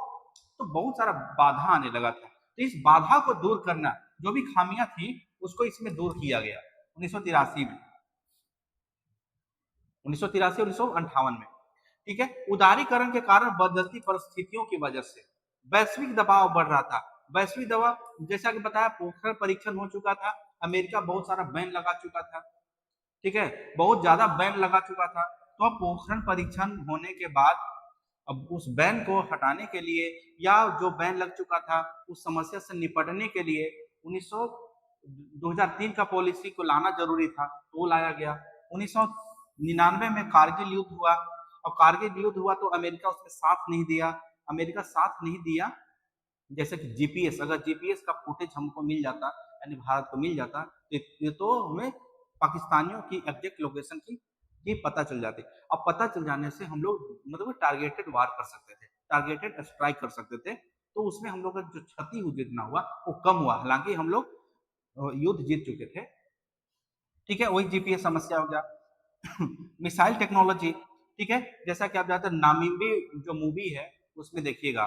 ठीक है, नामीबी जो मूवी है उसमें कितना ज्यादा टेक्नोलॉजी से, साइंस टेक्नोलॉजी से अमेरिका और ये रसिया कितना ज्यादा दबाव देते हैं। उसी समय न्यू स्टार्ट ट्रीटी आता है तो उसका दबाव था। तो मिसाइल टेक्नोलॉजी भारत में बढ़ तो रहा था, क्योंकि भारत पृथ्वी, नाग, ठीक है, आपका अग्नि, ऐसे मिसाइलों का परीक्षण लगातार करते जा रहा था। और जब लगातार करते ही जा रहा था, तो कहीं न कहीं भारत को वो लोग दबाव बनाना चाह रहे थे। और जब भारत पे दबाव बनाना चाह रहे थे, तो भारत उसमें रुकना नहीं चाहता था। अब उसी के रिकॉर्डिंग, उसी के रिगार्डिंग ये आपका 2003 का पॉलिसी आया। अब क्या था, सूचना प्रौद्योगिकी में क्रांतिकारी परिवर्तन आ रहा था। सूचना प्रौद्योगिकी में क्रांतिकारी, क्योंकि 2G आ चुका था। जब आप देखेंगे 2001 में संसद का अटैक हुआ था, उस समय फोन कॉल से जो भी बात होता था उसमें भी पकड़ा नहीं पाया। तो देखिए कि उस समय क्या हुआ था, क्रांतिकारी परिवर्तन सूचना प्रौद्योगिकी में हो गया था। बैंकिंग क्षेत्र लगातार बढ़ते जा रहा था, बीमा क्षेत्र बढ़ते जा रहा था। अब देखिए बहुत बड़ा बड़ा स्कैम उस समय हो रहा था, ठीक है। तो उस सारा स्कैम को, जैसे हर्षद मेहता स्कैम स्कैम उसमें से एक था, ठीक है। साइंस और टेक्नोलॉजी का समाज पे दबाव बढ़ रहा था, ठीक है। तो साइंस और टेक्नोलॉजी से दबाव बढ़ रहा था। लोग वो बैंकिंग से रिलेटेड या किसी से मतलब बीमा से रिलेटेड या सामाजिक गतिविधियों से रिलेटेड से साइंस और टेक्नोलॉजी से अवगत नहीं थे। और जो लोग अवगत थे, इसका मतलब बुरा बुरा फायदा भी उठा रहे थे। तो उस कंडीशन में इसको लाना जरूरी हो गया था। वैश्वीकरण के प्रभाव से निपटने के लिए, वैश्वीकरण लगातार तेजी से बढ़ रहा था, ठीक है। उसी समय जब आप देखेंगे 1997-98 में आपका दक्षिण एशियाई संकट आता है। तो दक्षिण एशियाई संकट आता है, शेयर मार्केट डायरेक्ट गिर जाता है। तो उससे निपटने के लिए कि ये भारत में दोबारा ना हो सके, ठीक है। तो ये इस तरीका से हम लोग इसको देख सकते हैं। अगर पर्टिकुलर हम लोग क्वेश्चन पूछ दे कि पर्टिकुलर क्वेश्चन हम लोग से पूछ दे कि विज्ञान और प्रौद्योगिकी नीति 2003 के बारे में बताएं, ठीक है। लाने के पीछे उद्देश्य क्या रहा, इसका परिणाम क्या रहा, तो आप इसको यहाँ से जिस तरीका से समझाया उसी से आप लोग लिख सकते हैं। इसका प्रावधान क्या क्या किया गया वो देखिए। प्रावधान, मंत्रालयों एवं साइंस एंड टेक्नोलॉजी विभागों एजेंसियों के बीच में एक तंत्र विकसित किया गया। ऐसा नहीं कि ये अपना मानते चलिए कि पीएमओ है, पीएमओ अलग काम कर रहा है, डीआरडीओ जो है, डीआरडीओ अलग काम कर रहा है, इसरो अलग काम कर रहा है। नहीं, ये नहीं। अब ये तीनों के बीच में एक कोऑर्डिनेशन बना दिया गया। अब एक कोऑर्डिनेशन बना दिया, सब तीनों मिलकर अच्छा से काम करोगे, ठीक है। तो वही बोल रहा है, एक तंत्र विकसित किया गया जो कि जहां भी होगा ये मिलकर काम किया जाएगा। उसी तरीका से आप देखेंगे, आप अनुसंधान में भारी निवेश पर बल दिया गया, ठीक है। अनुसंधान पे भारी निवेश पे बल दिया गया और जीडीपी का 2% शैक्षणिक संस्थानों में डाल दिया गया कि साइंस एंड टेक्नोलॉजी से रिलेटेड जो भी शैक्षणिक संस्थान है उसमें 2% का आपका इन्वेस्ट किया जाएगा। साथ ही साथ अनुसंधान, रिसर्च एंड डेवलपमेंट पे, रिसर्च एंड डेवलपमेंट पे लगातार काम किया जा रहा था। और रिसर्च एंड डेवलपमेंट पे जब ज्यादा सीधा काम किया जाएगा तो उसके लिए हमको पैसा चाहिए। और पैसा चाहिए तो उस समय अटल बिहारी वाजपेयी प्रधानमंत्री थे, पूरा दुनिया घूम चुके थे, उनको पता था कि हम लोग जब भी बढ़ेंगे तो साइंस और टेक्नोलॉजी के सहारे भारत को बहुत आगे ले जा सकते हैं। तो ये अनुसंधान पे खर्च करना शुरू कर देते हैं, ठीक है। जितना भी शैक्षणिक संस्थान खुल रहे थे, कब से 1958 का पॉलिसी जब आया था उसी समय से लेके वहां से लेके विज्ञान और इंजीनियरिंग पे लगातार बल दिया जा रहा था, ठीक है। तो बल दिया जा रहा था, ये भी बोल दिया गया कि जो भी शैक्षणिक संस्थान होंगे जो विज्ञान और प्रौद्योगिकी से रिलेटेड, उसमें जीडीपी का 2% खर्च किया जाएगा। तो सोच लीजिए जीडीपी का 2% खर्च, यानी कि बहुत अच्छा सुविधा दिया जा रहा होगा। भारतीय मूल के वैज्ञानिकों और इंजीनियरों को आकर्षित करना, बताया ना कि अब आपको ब्रेन ड्रेन हो रहा था। नामिम्बी मूवी आप लोग जरूर देखें, ठीक है, उसमें बहुत कुछ पता चलेगा। तो ब्रेन ड्रेन यानी कि यहाँ के वैज्ञानिक विदेशों में जाके काम कर रहे थे, वहां अच्छी सुविधाएं मिल रही थी, अच्छा सैलरी मिल रहा था, तो इसलिए वहां पे जाकर लोग अच्छा से काम करना चाहते थे, अच्छा से काम करते थे। और लेकिन भारत के वैज्ञानिक वहां जाके काम करेंगे तो भारत में रिसर्च एंड डेवलपमेंट ठप पड़ गया था। तो इसमें क्या था कि जो ब्रेन ड्रेन हो रहा था उसको रोको, और जो वैज्ञानिक बाहर जा चुके हैं, जो विदेशों में जा चुके हैं, उनको ला और उनको यहाँ पे काम दो, उन लोग सारे सुविधा दो और देश को अच्छा से आगे बढ़ाओ, साइंस टेक्नोलॉजी को आगे बढ़ाओ। ये देखिए, और भारतीय अर्थव्यवस्था एवं समाज को प्रभावित करने वाले साइंस टेक्नोलॉजी पर निवेश करना, यानी कि भारतीय अर्थव्यवस्था को जो प्रभावित कर रहे थे, समाज को प्रभावित कर रहे थे, उस तत्व को ढूंढो और साइंस टेक्नोलॉजी पे बल दो और उसको दूर करो। ये आपका था। उद्योगों और वैज्ञानिक अनुसंधान के क्रॉस परागण, आविष्कारों की सुरक्षा और प्रोत्साहन, बौद्धिक अधिकारों की व्यवस्था करना। यानी कि देखिए, उद्योगों का वैज्ञानिक अनुसंधान का क्रॉस परागण, ठीक है, यानी कि उद्योग है और वैज्ञानिक अनुसंधान है, ये दोनों को क्रॉस करो, एक दूसरे से जोड़ो, एक दूसरे से जोड़ने के बाद क्रॉस परागण करो। इसमें क्या था, उद्योग और वैज्ञानिक अनुसंधान अलग थे। मान के चलिए टाटा इंस्टीट्यूट अलग है, डीआरडीओ अलग है, लेकिन डीआरडीओ को जब भी कोई भी रॉकेट बनाना है तो क्या करेगा, वो बताइए क्या करेगा, टाटा से स्टील खरीदेगा, टाटा से स्टील खरीदेगा, उसको छोड़ने के लिए ईंधन चाहिए, ओएनजीसी से ईंधन खरीदेगा। तो एक दूसरे क्रॉस परागण करो, सारे को एक दूसरे से इंटरकनेक्ट करो, इंटरकनेक्टिविटी होगा तो देश के विकास में एकजुटता आएगी और आगे बढ़ेंगे। यानी सारे जितना भी उद्योग था, वैज्ञानिक अनुसंधान थे, सबको क्रॉस करा दिया गया, ठीक है। और आविष्कारों की सुरक्षा एवं प्रोत्साहन, यानी कि कोई भी वैज्ञानिक है या कोई भी वैज्ञानिक है, अगर वो आविष्कार करते हैं तो उसकी आविष्कार को मतलब कि जाया नहीं जाने दिया जाएगा, क्योंकि भारत में बहुत सारे ऐसे वैज्ञानिक हैं या बहुत से ऐसे छात्र हैं जो कहीं ना कहीं कुछ ना कुछ इन्वेंशन करते हैं, वो देश हित के काम आता है, लेकिन उसको उचित उचित जगह नहीं मिल पाने से, उचित पहचान नहीं मिल पाने से ये सब खत्म हो जाता है, वो अपने टैलेंट को कहीं ना कहीं गवारा कर देते हैं, ठीक है, तो अपना टैलेंट को गंवारा कर देते हैं। तो उससे नहीं, अब जो भी आविष्कार होगा उसकी सुरक्षा दो, उसको सुरक्षा दो, उस आविष्कार को एडॉप्ट करो और उससे आगे सीखो, साथ ही साथ प्रोत्साहन दो, ठीक है, उनके बौद्धिक अधिकारों का प्रोत्साहन दो, उनके बौद्धिक अधिकार का व्यवस्था करो कि हाँ, अब भाई अगर कोई छोटा मोटा गरुड़ बना देता है, मतलब कोई अनमैन्ड व्हीकल बना देता है, तो अब उसको उसकी पहले उसका आविष्कार है, उसको सुरक्षा दो कि हाँ भैया तुम सही किए हो, ये देश के हित में है, उसको कहीं ना कहीं प्रोत्साहित करो। और उसकी जो बौद्धिक क्षमता है, बौद्धिक अधिकार, उसको बढ़ाने के लिए डीआरडीओ में लो, इसरो में लो। इसी के लिए आपको एक योजना चलाया गया था, शायद नई उड़ान योजना या उड़ान योजना ऐसा कुछ है। उसमें क्या था कि इसरो और डीआरडीओ के या जहां पे भी वैज्ञानिक है, वो स्कूल स्कूल जाके, कॉलेज कॉलेज जाके वहां के छात्रों को प्रोत्साहित करेंगे कि आप रिसर्च एंड ऑर्गेनाइजेशन में, रिसर्च में आप लोग योगदान करें, ठीक है, या जो कुछ भी रिसर्च हो रहा है, जो लोग रिसर्च कर रहे हैं, जो स्टूडेंट, उसको बढ़ावा दिया जाए, ठीक है। तो ये सब आपका किया जा रहा था। उसी तरीके से प्राकृतिक खतरों का पूर्वानुमान लगाना और सवन में निवेश करना, यानी इसमें एक ऐसा प्रावधान कर दिया गया कि उस समय मान के चलिए बाढ़ आ रहा, आपको याद होगा कि 1999 में एक भयंकर तूफान आया था, चक्रवात आया था, जिसमें कहा जाता है कि उड़ीसा में मतलब लाखों लोगों की मृत्यु हुई थी, ठीक है, लाखों लोगों की मृत्यु हो गई थी। तो इसको मिटिगेट तो करना पड़ेगा ना, समझिए उस समय लाखों लोग मृत्यु हुआ था, और आज और बादल भी, अगर आकाश में बादल भी है उसका भी पता चल जाता है। भारतीय मौसम विज्ञान इतना सक्षम हो गई है, ये भी पता कर लेता है कि किस समय धूप होगा, किस समय बादल होगा, किस समय वर्षा होगी, ठीक है ना। तो इसको दूर करना था, जिसको दूर कर दिया गया। और देखिए आज कितना कम स्तर पे आपका नुकसान होता है। विज्ञान कूटनीति पर जोर, विज्ञान कूटनीति पर जोर, यानी वैश्विक वैश्विक जो शक्तियां हैं, जैसे अमेरिका है, आपका यूएसए है, तो इन सब से अपना सुविधा के अनुसार आप लोग कर सकते हैं। जैसे राफेल कहां से लाया गया, कूटनीति पे जोर दिया गया तभी ना। राफेल कहां से लाया गया, फ्रांस से लाया गया।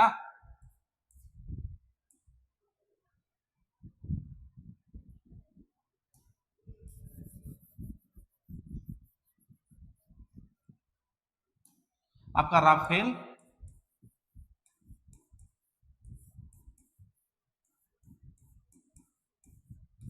राफेल फ्रांस से लाया गया।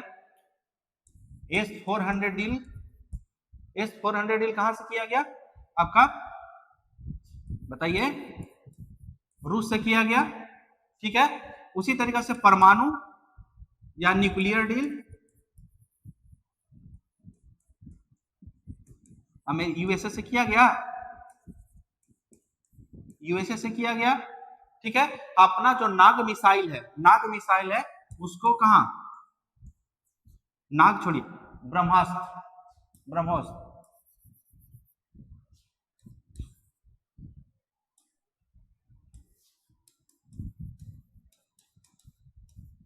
ब्रह्मास्त्र मिसाइल है वो कहाँ, किसको किया जा रहा है बताइए, किसको दिया जा रहा है, किससे एग्रीमेंट हुआ है अभी बताइए, वियतनाम से,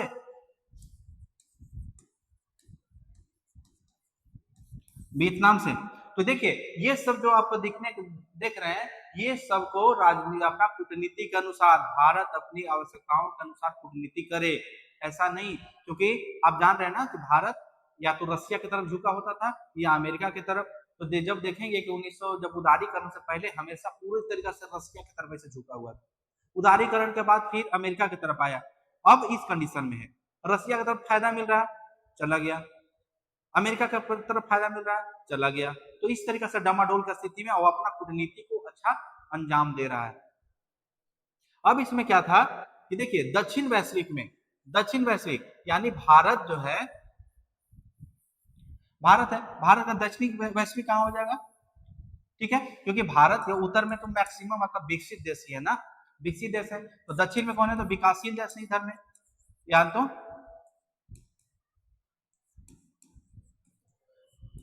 विकासशील देश है या अविकसित देश है। तो अब भारत क्या करेगा, इन सबको अपना सुविधा देगा, इन सबको अपने तरफ लाएगा, क्यों, क्योंकि जितना इसके पास रहेगा विकासशील देश को ही दे सकता है या अविकसित देश को दे सकता है, क्या विकसित देश को देने के बाद देने के लिए इसके पास कुछ है, तो वैसा नहीं है, ठीक है, मतलब देने के लिए तो बहुत है। अब मान के चलिए इसरो में हो गया, अमेरिका गए उपग्रह, आपका ऑस्ट्रेलिया का उपग्रह, सब जगह के उपग्रहों को ये छोड़ रहा है, ठीक है, तो कहीं ना कहीं तो है। लेकिन उसी तरीके से गगनयान इस तरीके से हो गया, आपका नाविक, आप जान रहे होंगे कि भारत का अपना जो है नाविक जो है अपना जीपीएस है, अपना जीपीएस जिसका नाम नाविक है, मान के चलिए इसको याद रखिएगा, जीपीएस के थ्रू नाविक है। तो नाविक जितना भी है कि आस पड़ोस के जितना भी देश है वो सबको ये सुविधा दे रहा है, और सबको सुविधा दे रहा है, भले उसमें से आपका बांग्लादेश नहीं ले रहा है, नेपाल लेने के लिए मना किया था, पाकिस्तान तो ले नहीं सकता है। तो इस तरीके से क्या होता है कि अपने दक्षिण के जो विकासशील देश हैं उनमें अंतरराष्ट्रीय साइंस एंड टेक्नोलॉजी का ये सहयोग करे। अब ये क्या है आप लोग देख लीजिए, ठीक है, recognition that science and technology enterprises इन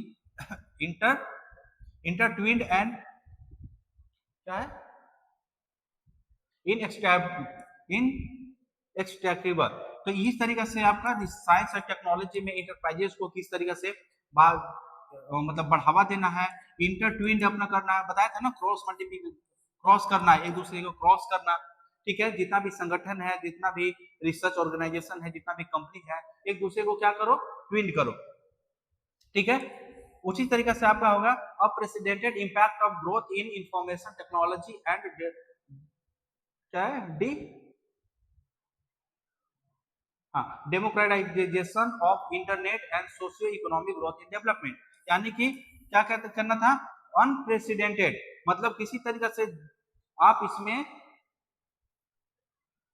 किस तरीके से टेक्नोलॉजी है, साइंस इंफॉर्मेशन टेक्नोलॉजी, उसका डेमोक्रेटाइजेशन कैसे करते हैं, किसी तरीके से उसमें प्रभुत्व है, एकाधिकार है, मोनोपोली है, उसको आप कैसे खत्म कर सकते हैं, ठीक है।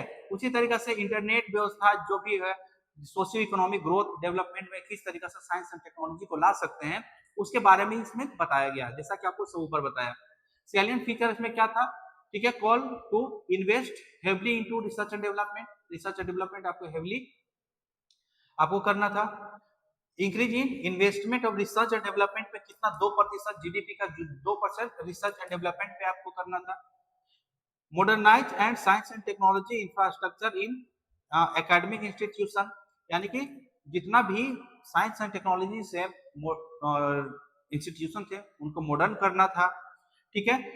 Insensitive return of scientist and engineer to the abroad, क्या बताया था ना, ब्रेन ड्रेन हो रहा था, उसको यहाँ पे जो साइंटिस्ट चले गए हैं उनको किस तरीके से लाना है, क्या करना है, उसके बारे में इसमें बताया गया।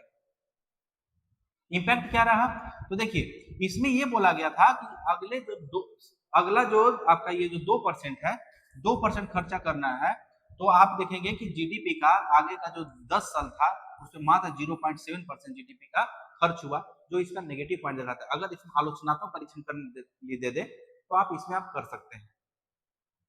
ठीक है, rise in India's publication ranking. ठीक है, India's publication science and technology में जो इंडिया का जो रैंक हमेशा नीचे रहता था वो कहीं ना कहीं ऊपर उठाने में काम दिया है। Steadily increase in institutional and human capacity.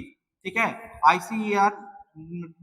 ठीक है, ऑनवर्ड्स न्यू आईआईटीज 2000 ऑनवर्ड्स, यानी कि जितना भी आईसीआर जो हुए या आपका न्यू आईआईटीज हुआ लगातार खुलना शुरू हुआ भारत में, यानी कि बल्क मात्रा में आईआईटीज आईआईएम सब खुले और यहाँ पे अपना साइंटिफिक रिसर्च साइंटिफिक गतिविधि लगातार बढ़ते चला गया। ठीक है, चलिए हम लोग अब आगे देखते हैं। आगे देखते हैं हम लोग। देखिए, विज्ञान एवं प्रौद्योगिकी नवाचार नीति 2013। देखिए फ्रेंड, ये बहुत इंपॉर्टेंट है, बहुत इंपॉर्टेंट है, बहुत ज्यादा है। ठीक है, इसलिए हम लोग चलिए पेशेंस रखिए, अब इसको देखिए। ठीक है, जल्दी में इसको शॉर्ट में समझाने की कोशिश करेंगे, क्योंकि लंबा लंबा ये जो नीति है ना खुद में अपने आप में पूरी तरीके से ब्रह्मांड की तरह है अपने आप में। तो देखिए, भारत के शीर्ष 5 वैश्विक अर्थव्यवस्थाओं में पहुंचाना था, क्योंकि देखिए अब इसमें क्या था ना, 2003 का जो नीति था वो कहीं ना कहीं वर्तमान परिप्रेक्ष्य में आपका खरा नहीं उतर रहा था। क्यों? क्योंकि उस समय आपका घोटाला हो रहा था, बैंकिंग में एनपीए लगातार बढ़ रहा था। ठीक है, एनपीए बढ़ रहा था।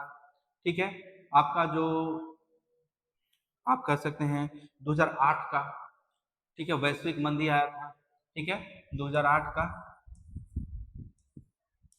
2008 का जो आपका रिसेशन आया था, बोल सकते हैं हम लोग 2008 का रिसेशन आया था। ठीक है, उसी तरीके से देखेंगे कि आपका मनरेगा जैसा कार्यक्रम चल रहा था, गठबंधन की सरकार थी, गठबंधन की सरकार होने की वजह से देखिए कि कहीं न कहीं जो वैश्विक शक्तियां थी भारत पर दबाव बनाना शुरू कर दी थी। ठीक है, साथ साथ टेक्नोलॉजी एनहेंसमेंट हो रहा था। 3G सेवा आ चुका था, 4G सेवा लगातार आने में मतलब अग्रसर था। ठीक है, बैंकिंग क्षेत्र में बहुत ज्यादा फ्रॉड हो रहा था। जामताड़ा सीरीज देख लीजिए आप लोग, पता चलेगा जामताड़ा वाला कहानी उसी समय चल रहा था। ठीक है, फोन कर करके देश विदेश सबसे पैसा ले रहा था, मतलब कि पैसा का किस तरीका से दुरुपयोग हो रहा था, मतलब इंटरनेट का किस तरीका से, सेल फोन का आपका दुरुपयोग हो रहा था। साथ में क्राइम बढ़ गया था, फिरौती, फोन करके फिरौती, आईएमई नंबर मोबाइल में होता था वो नहीं होता था। ठीक है, मतलब इस तरीके से देखेंगे ना कि टेक्नोलॉजी एनहांसमेंट हो तो गया था, लेकिन उससे निपटने के लिए भारत में कोई कानून नहीं था। भारत में कोई कानून नहीं था, तो उसी जो असमानता थी, जो कानून में जो भी कमियां थी, 2003 के जो कानून में कमियां थी, उसी कमी को दूर करने के लिए ये एक्ट 2013 का एक्ट लाया गया था। ठीक है, ठीक है, उसी तरह से प्रौद्योगिकी विज्ञान विज्ञान प्रौद्योगिकी और नवाचार, नवाचार देखिए इनोवेशन, इनोवेशन को अच्छा से इसमें डिफाइन किया गया पहली बार। ठीक है, तो तालमेल बैठाने की कोशिश की जा रही थी कि किस तरीके से तालमेल बैठा के इस समस्या को कम किया जाए। तो देखिए, विज्ञान प्रौद्योगिकी नवाचार व्यापक रूप से सामाजिक आर्थिक प्राथमिकताओं से जोड़ना था। पहला कि किस तरह से science and technology and innovation को सामाजिक आर्थिक प्राथमिकताओं से कैसे हम जोड़ेंगे, वो इसमें दिखाया गया। समाज के सभी वर्गों के बीच वैज्ञानिक प्रवृत्ति का प्रसार को कैसे बढ़ाया जाए। ठीक है, समाज के सभी वर्गों में कैसे बैठाया जाए। ठीक है, अब 2013 का बात अगर आ गया तो इसमें देखेंगे कि 2013 में फूड सिक्योरिटी एक्ट लाया गया। आधार आधार लिंक किया जा रहा था, तो आप जानते होंगे कि एक आधार से किस तरीके से दुरुपयोग किया जा रहा था, तो उससे आपको सुरक्षा दिलाना था, यानी समाज के सभी वर्गों के बीच में वैज्ञानिक प्रवृत्ति आपका डेवलप करना था। बैंकिंग व्यवस्था में बहुत ज्यादा फ्रॉड आ चुका था। ठीक है, तो आप देखेंगे कि बहुत बड़े बड़े कंपनियां आई। ठीक है, जिस तरीके से आपका एंजल इन्वेस्टर्स का जब कॉन्सेप्ट आया था, तो उस समय वो एंजल इन्वेस्टर तो नहीं कर सकते उस टाइम, लेकिन आप चिट फंड घोटाला आप कर सकते हैं, उस समय बहुत तेजी से बढ़ रहा था। तो इन सब कमियों को दूर करना था और ये समाज के सभी वर्गों को मतलब सभी सामाजिक वर्गों में युवाओं के बीच वैज्ञानिक अनुप्रयोग को बढ़ा के आपकी कौशल देना था। क्यों? क्योंकि लगातार 2011 की जनसंख्या में देखेंगे देखेंगे और 2001 की जनसंख्या में देखेंगे तो 17.5% के रेट से जनसंख्या लगातार बढ़ रहा था। और जब युवाओं की संख्या जब बढ़ रहा था तो सरकार के पास ह्यूमन रिसोर्स बहुत बल्क मात्रा में था, लेकिन उस ह्यूमन रिसोर्स का उपयोग नहीं हो रहा था। क्यों? क्योंकि सिर्फ लोग मैट्रिकुलेशन तक या कुछ भी शिक्षा लेते। राइट टू एजुकेशन आया था, तो राइट टू एजुकेशन लाया गया, सर्व शिक्षा अभियान आया। तो उसमें क्या होता था कि बच्चे पढ़ते थे बच्चे पढ़ते थे लेकिन वो सिर्फ किताबी कीड़ा बन रहते थे। इनोवेशन क्या रहता था या किसी तरीका से उसमें आप देखेंगे कि वैज्ञानिक दृष्टिकोण से कैसे पढ़ना है, सेल्फ एम्प्लॉयमेंट जनरेट करना है, खुद से एम्प्लॉयड कैसे करना है, क्रिएट करना है, इन सब का दिक्कत था। इसीलिए बोला गया कि जो युवा थे उनमें कौशल का विकास करो, क्योंकि हर एक युवा को नौकरी नहीं दिया जा सकता, ये तो आप भी जानते हैं। ठीक है, लेकिन उसमें जो कॉम्पिटिटिव जो स्टूडेंट होते हैं, कंपटीशन अच्छा से निकालते हैं, अच्छा से पढ़ते हैं, उनका जॉब होता है। लेकिन मान के चलिए कि 100 में 10 लोगों का जॉब होता है तो 90 लोग कहाँ जाएंगे? आखिर उनको भी तो खाना पीना चाहिए। तो उन 90 लोगों के लिए कौशल का विकास करना जरूरी था। ठीक है, अब देखिए, प्रतिभावान और मेधावी लोगों के बीच विज्ञान अनुसंधान और नवोन्मेष में करियर को प्राप्त करना था। यानी कि अब आप लोग आइए साइंस एंड टेक्नोलॉजी में, आप लोग यहाँ पे अपना कैरियर बनाइए, उसके लिए भी इसमें आपका प्रावधान किया गया। विज्ञान के कुछ चुनिंदा अग्रणी क्षेत्रों में विशिष्ट नेतृत्व हासिल करने के लिए अनुसंधान विकास विश्व स्तरीय संरचना बनाया गया, विश्व से तालमेल बैठाने के लिए। 2020 तक भारत को विश्व के शीर्ष 5 वैज्ञानिक शक्तियों में स्थान दिलाना था। ये बहुत इंपॉर्टेंट था इसका। क्या हम लोग बन गए? तो हाँ बने ना भाई, 2020 में नहीं बने लेकिन बने ना।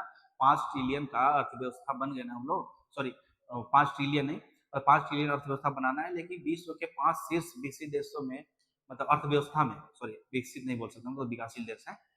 ठीक है, तो अर्थव्यवस्था में पांचवा और सबसे बड़ी अर्थव्यवस्था बनी ना। तो देखिए 2013 का पॉलिसी का यहाँ पे पॉजिटिव पॉइंट हम लोग दे सकते हैं। समावेशी आर्थिक विकास एजेंडा को उत्कृष्टता प्रासंगिक बनाने के लिए, ठीक है, यानी समावेशी विकास को बढ़ावा देने के लिए इस नीति का किया गया। अब अनुसंधान और विकास में निजी क्षेत्र की बढ़ती भूमिका के भारतीयों के लिए वातावरण तैयार करना, यानी निजी क्षेत्र का जो लगातार बढ़ रहा था, भागीदारी बढ़ रहा था, तो उस भागीदारी में निजी क्षेत्र में भी आप इनोवेटिव होंगे और यहाँ के युवा इनोवेटिव होंगे, तो उसमें डाल दिया गया कि हाँ चलो ठीक है।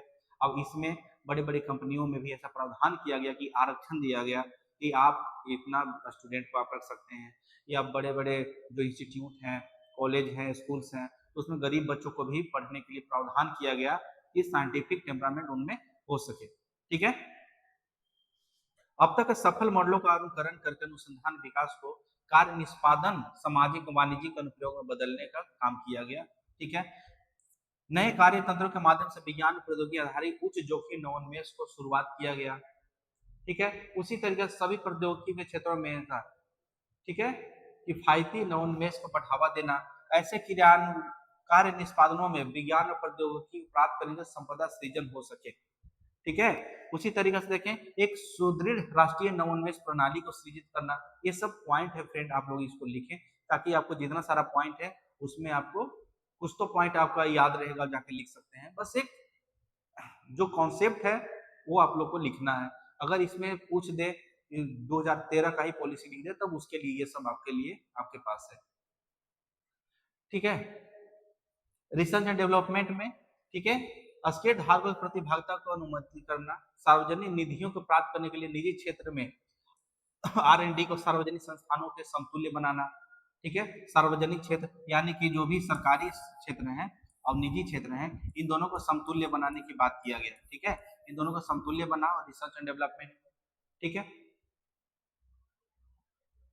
उसी तरीके से ये सब आप लोग सब पढ़ लेंगे, क्योंकि देखिए इसमें क्या होता है, आपका हरित विनिर्माण को भी बल दिया गया, कृषि को, दूरसंचार को, ऊर्जा को, जल प्रबंधन, स्वास्थ्य, औषधि का खोज, सामग्री, पर्यावरण, जलवायु परिवर्तन, ठीक है, परिवर्तन जैसे महत्वपूर्ण रिसर्च एंड डेवलपमेंट प्राथमिकता दिया गया। क्योंकि देखिए साइंटिफिक रिसर्च जब होता है तो सिर्फ आप किसी एक सेक्टर तक आप सीमित नहीं रह सकते, तो एक सेक्टर तक सीमित नहीं रह सकते हैं, तो उसी के लिए आपको दूरसंचार में, कृषि में, ऊर्जा, जल प्रबंधन, ठीक है। स्वास्थ्य, औषधि, सब में रिसर्च एंड डेवलपमेंट पे जोर दिया गया और सभी के लिए ये कानून बनाया गया और सब में ये इस तरीका से 2013 का जो पॉलिसी है उसको आपका निर्धारित कर दिया गया। परंपरागत ज्ञान सहित अंतर विषयात्मक ज्ञान को बढ़ावा देना, ठीक है। परंपरागत ज्ञान सहित अंतर ज्ञान मतलब मान के चलिए कि जो हमारे नानी चाची काकी जो होती थी, जो उनके पास घरेलू उपाय होता था, उस घरेलू उपाय, घरेलू जो टोटका होता था, उन सबको भी बढ़ावा देने का इसमें कोशिश किया गया, ठीक है। वही कार्यान्वयन क्षेत्रों के बारे में बताया गया है। अब देखिए इनक्यूबेटर, नॉन बेसिक इनक्यूबेटरों को सहायता, यानी कि जो कुछ भी आप देखिए जोखिम विचार निधि का आपका गठन किया गया, ठीक है। लघु विचार अल्प पूंजी, यानी कि आप कुछ करना चाहते हैं, ठीक है, नॉनवेस करना चाहिए, इनोवेशन करना चाहते हैं तो आपको पूंजी पूंजी प्रदान किया जाएगा सरकार की तरफ से आपको। जोखिम पूर्ण विचार निधि, यानी कि जब आपको मान के चलिए कि आप कोई भी इनोवेशन करते हैं, मान के चलिए कि एक पेन बनाते हैं, सपोज कीजिए कि स्टाइलिश स्टाइलिश पेन बनाते हैं और आप उसमें बहुत सारा खर्चा कर दिए, इनकेस आप वो स्टाइलिश पेन आपका नहीं चल पाया, वो फेल कर गया, तो आपका सारा पूंजी तो डूब जाएगा। और आप बैंक से क्या किए हैं, बैंक से आप लोन ले रखे हैं, तो बैंक से लोन ले रखे हैं तो बैंक को आपसे लोन लेगी, ठीक है। तो उसी के लिए जब आप आपका आपका जो लोन है, सरकार बोलेगी बैंक से चलो ठीक है, इसका जो सरकार एक गारंटर के रूप में है, वो आपको गारंटी के रूप में आपका पैसा जमा देगी बैंक को, तो ही बोला जोखिम पूर्ण विचार निधि इसमें लाया गया था। सामाजिक समावेशन हेतु नवोन्मेष निधि की स्थापना करना, ठीक है। सामाजिक समावेशन हेतु नवोन्मेष निधि की स्थापना करना, सामाजिक समावेश, समावेशित विकास करने के लिए नवोन्मेष निधि की स्थापना किया जाएगा, जिसमें कि समाज के हर वर्ग को एक ऐसा निधि, इसी निधि से पैसा मिल सके ताकि वो इनोवेशन कर सके। राष्ट्रीय चुनौतियों के समाधान को खोजने हैं तो आधुनिक विज्ञान द्वारा परंपरागत ज्ञान को, ठीक है,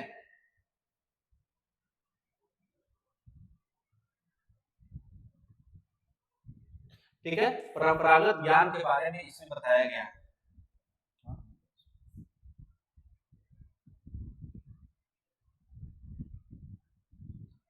ठीक है, परंपरागत ज्ञान को इसमें बताया गया।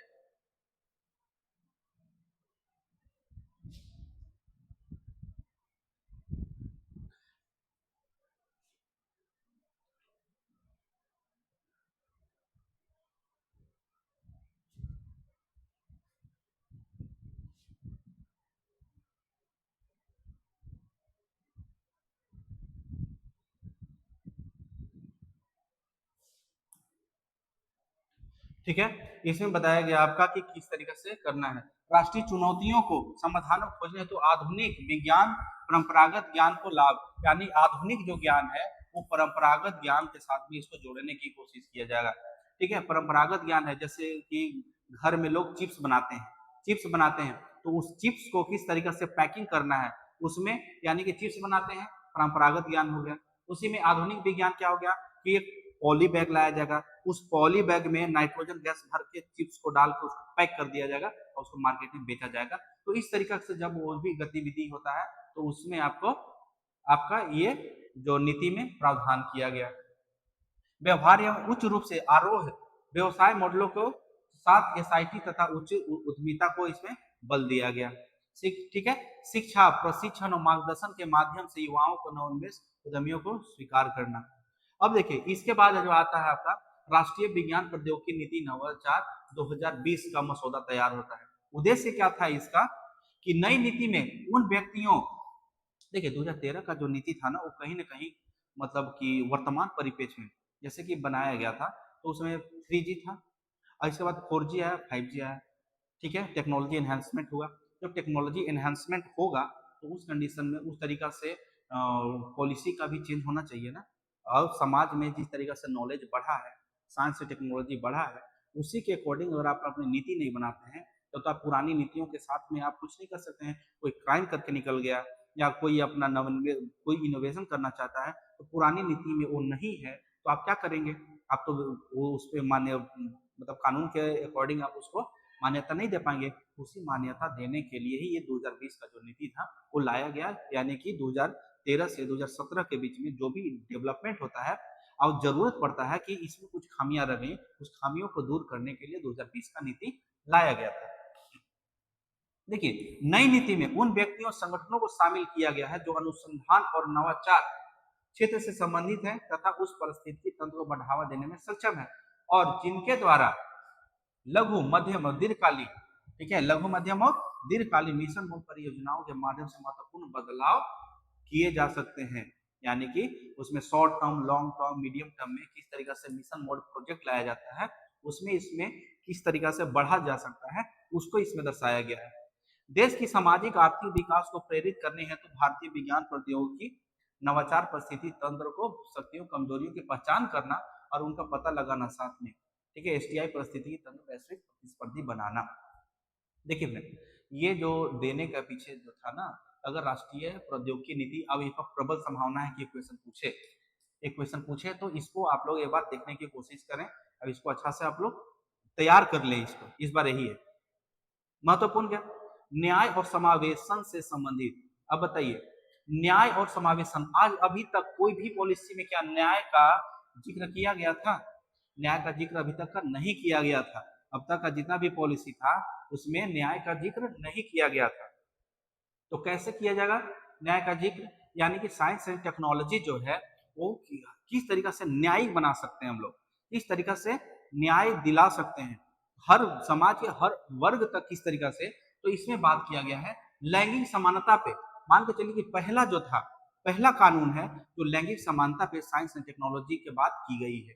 इसमें देखिए नीति के प्रस्तावित है, जो नीति प्रस्तावित है, हो सकता है कि इस पे आपका क्वेश्चन पूछ दे कि जो नीति प्रस्तावित है उसमें लैंगिक समानता से क्या है, ठीक है।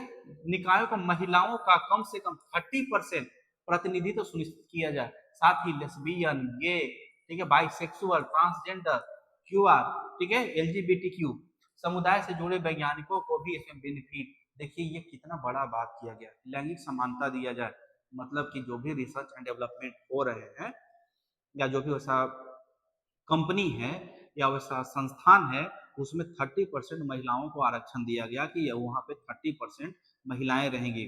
साथ ही साथ देखिए कि आज भी लेस्बियन हो गए, गे हो गए, ठीक है, उसी तरीके से आपका बाइसेक्सुअल, ट्रांसजेंडर हो गए, तो ये सब में क्या होता है कि अभी भी समाज में इनको अछूत माना जाता है, समाज में एक बेहतर दर्जा नहीं दिया गया है। तो उस कंडीशन में हम लोग क्या करने के लिए इसमें बोल रहा है कि आप इन सबको इसमें प्रावधान किया गया कि आप जो भी मतलब रिसर्च एंड डेवलपमेंट होता है वो आप इसमें इन लोग को मतलब क्या कि जगह दें, ठीक है, जिसको हम लोग स्पाउसुअल बेनिफिट बोलते हैं। याद रखिएगा ये क्वेश्चन आप लोग अगर पूछ देगा स्पाउसुअल बेनिफिट से क्या समझते हैं, ठीक है। 2020 के नवोन्मेष नीति में, नवाचार और नवोन्मेष नीति में इस वर्ड का यूज किया गया है, इसका बारे में पूछते हैं तो आप लोग याद रखिएगा, ठीक है। एलजीबीटी जो प्लस समुदाय है, ठीक है, जैसे लेस्बियन, गे हो गया, बाइसेक्सुअल हो गया, ट्रांसजेंडर हो गया, ठीक है, उसी तरीका से आपका होगा। तो इस सब को जब जोड़ते हैं तो एलजीबीटी बोलते हैं। लैंगिक समानता से संबंधित सभी वार्तालापों में शामिल किया जाएगा, जितना भी वार्तालाप होगा या जितना कुछ भी होगा उसमें उनको शामिल किया जाएगा और उनको अधिकार देकर सुरक्षा और विज्ञान प्रौद्योगिकी में उनका प्रतिनिधित्व को विचार करने के लिए उन लोगों को बुलाया जाएगा, ठीक है। बच्चे और बुजुर्गों को 2020 का जो विज्ञान और प्रौद्योगिकी का जो क्षेत्र है वो बच्चे और बुजुर्गों पर कैसे काम करेगा उसके बारे में बताया गया है कि नीति में बाल देखभाल को बिना लैंगिक भेदभाव के और काम के घंटों को लचीला बनाने का प्रयास किया जाएगा, ठीक है। यानी कि कोई साइंस एंड टेक्नोलॉजी का जो काम हो रहा है उसमें बच्चों का कितना योगदान है और बच्चे उसमें किस तरीका से काम करेंगे उसके बारे में इसमें बताया गया है, ठीक है। उसमें बच्चों के लिए क्या प्रावधान किया गया है वो भी इसमें बताया गया है, ठीक है। लैंगिक भेदभाव उसमें नहीं किया जा सकता है, ठीक है, लड़का लड़की के बीच में या लैंगिक भेदभाव नहीं किया जा सकता है, तो उसके बारे में बताया गया है।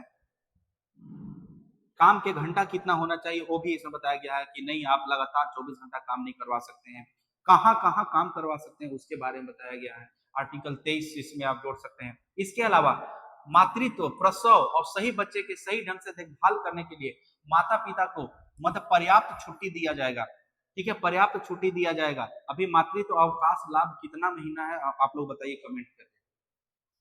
सार्वजनिक रूप से वित्त पोषित सभी अनुसंधान संस्थानों विश्वविद्यालय को कर्मचारियों के बच्चों के लिए डे केयर सेंटर बनाया जाएगा।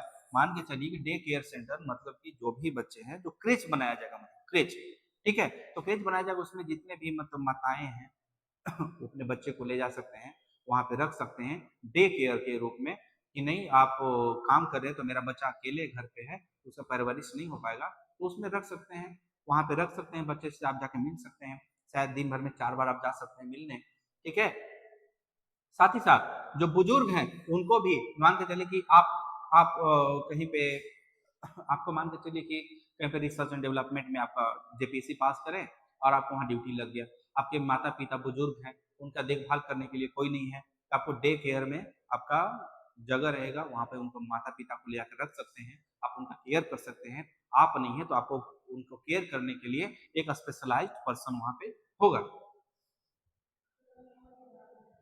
विकलांगों के लिए क्या किया गया, देखिए विकलांगों के लिए भी, सॉरी यहाँ पे विकलांगों है ना, इसको दिव्यांग, ठीक है, दिव्यांगों के लिए, ठीक है, दिव्यांगों के लिए क्या प्रावधान किया गया है, यह नीति दिव्यांगों के लिए लोगों की सहायता सभी वित्त पोषित सार्वजनिक वैज्ञानिक संस्थाओं में संरचनात्मक और सांस्कृतिक परिवर्तन का पक्षधार बनाया गया है।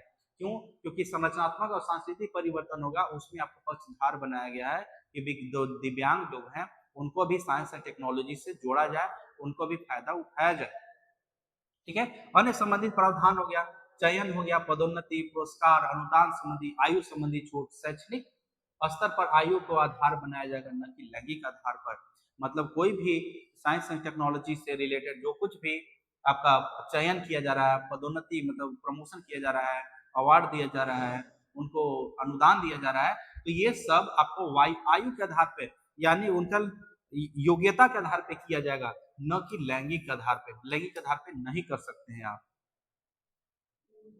एक ही विभाग या प्रयोगशाला में कर्मचारी के तौर पर नियुक्त होने वाले विवाहित युगल की एक साथ कार्य करने की सीमा को हटा दिया, ठीक है, सीमा को हटा दिया कि आप कर्मचारी हैं तो आप विवाह युगल हैं, तो एक साथ कार्य करने की सीमा को हटा दिया, मतलब एक ही साथ आप कार्य कर सकते हैं या एक जगह से कार्य नहीं कर सकते हैं, तो उस कंडीशन में आप इसमें काम कर सकते हैं।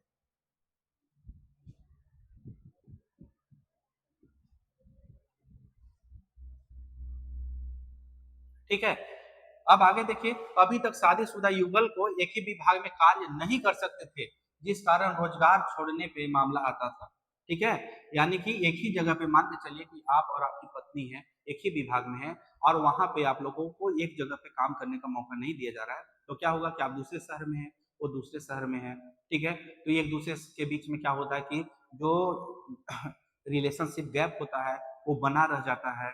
इसके बीच में देखेंगे कि बहुत सारा मतलब कि नेगेटिव थिंग्स बीच में आ जाते हैं, तो इसके बीच में क्या होता है कि रिश्ता टूटने पे आता है, जब रिश्ता टूटने पे भी आ जाता है, तलाक का मामला भी बढ़ गया है, तो इस कंडीशन में होता है कि ये दूरी को मिटा दिया गया कि नहीं, अब आप पति पत्नी एक ही कार्यालय में काम कर सकते हैं, ठीक है।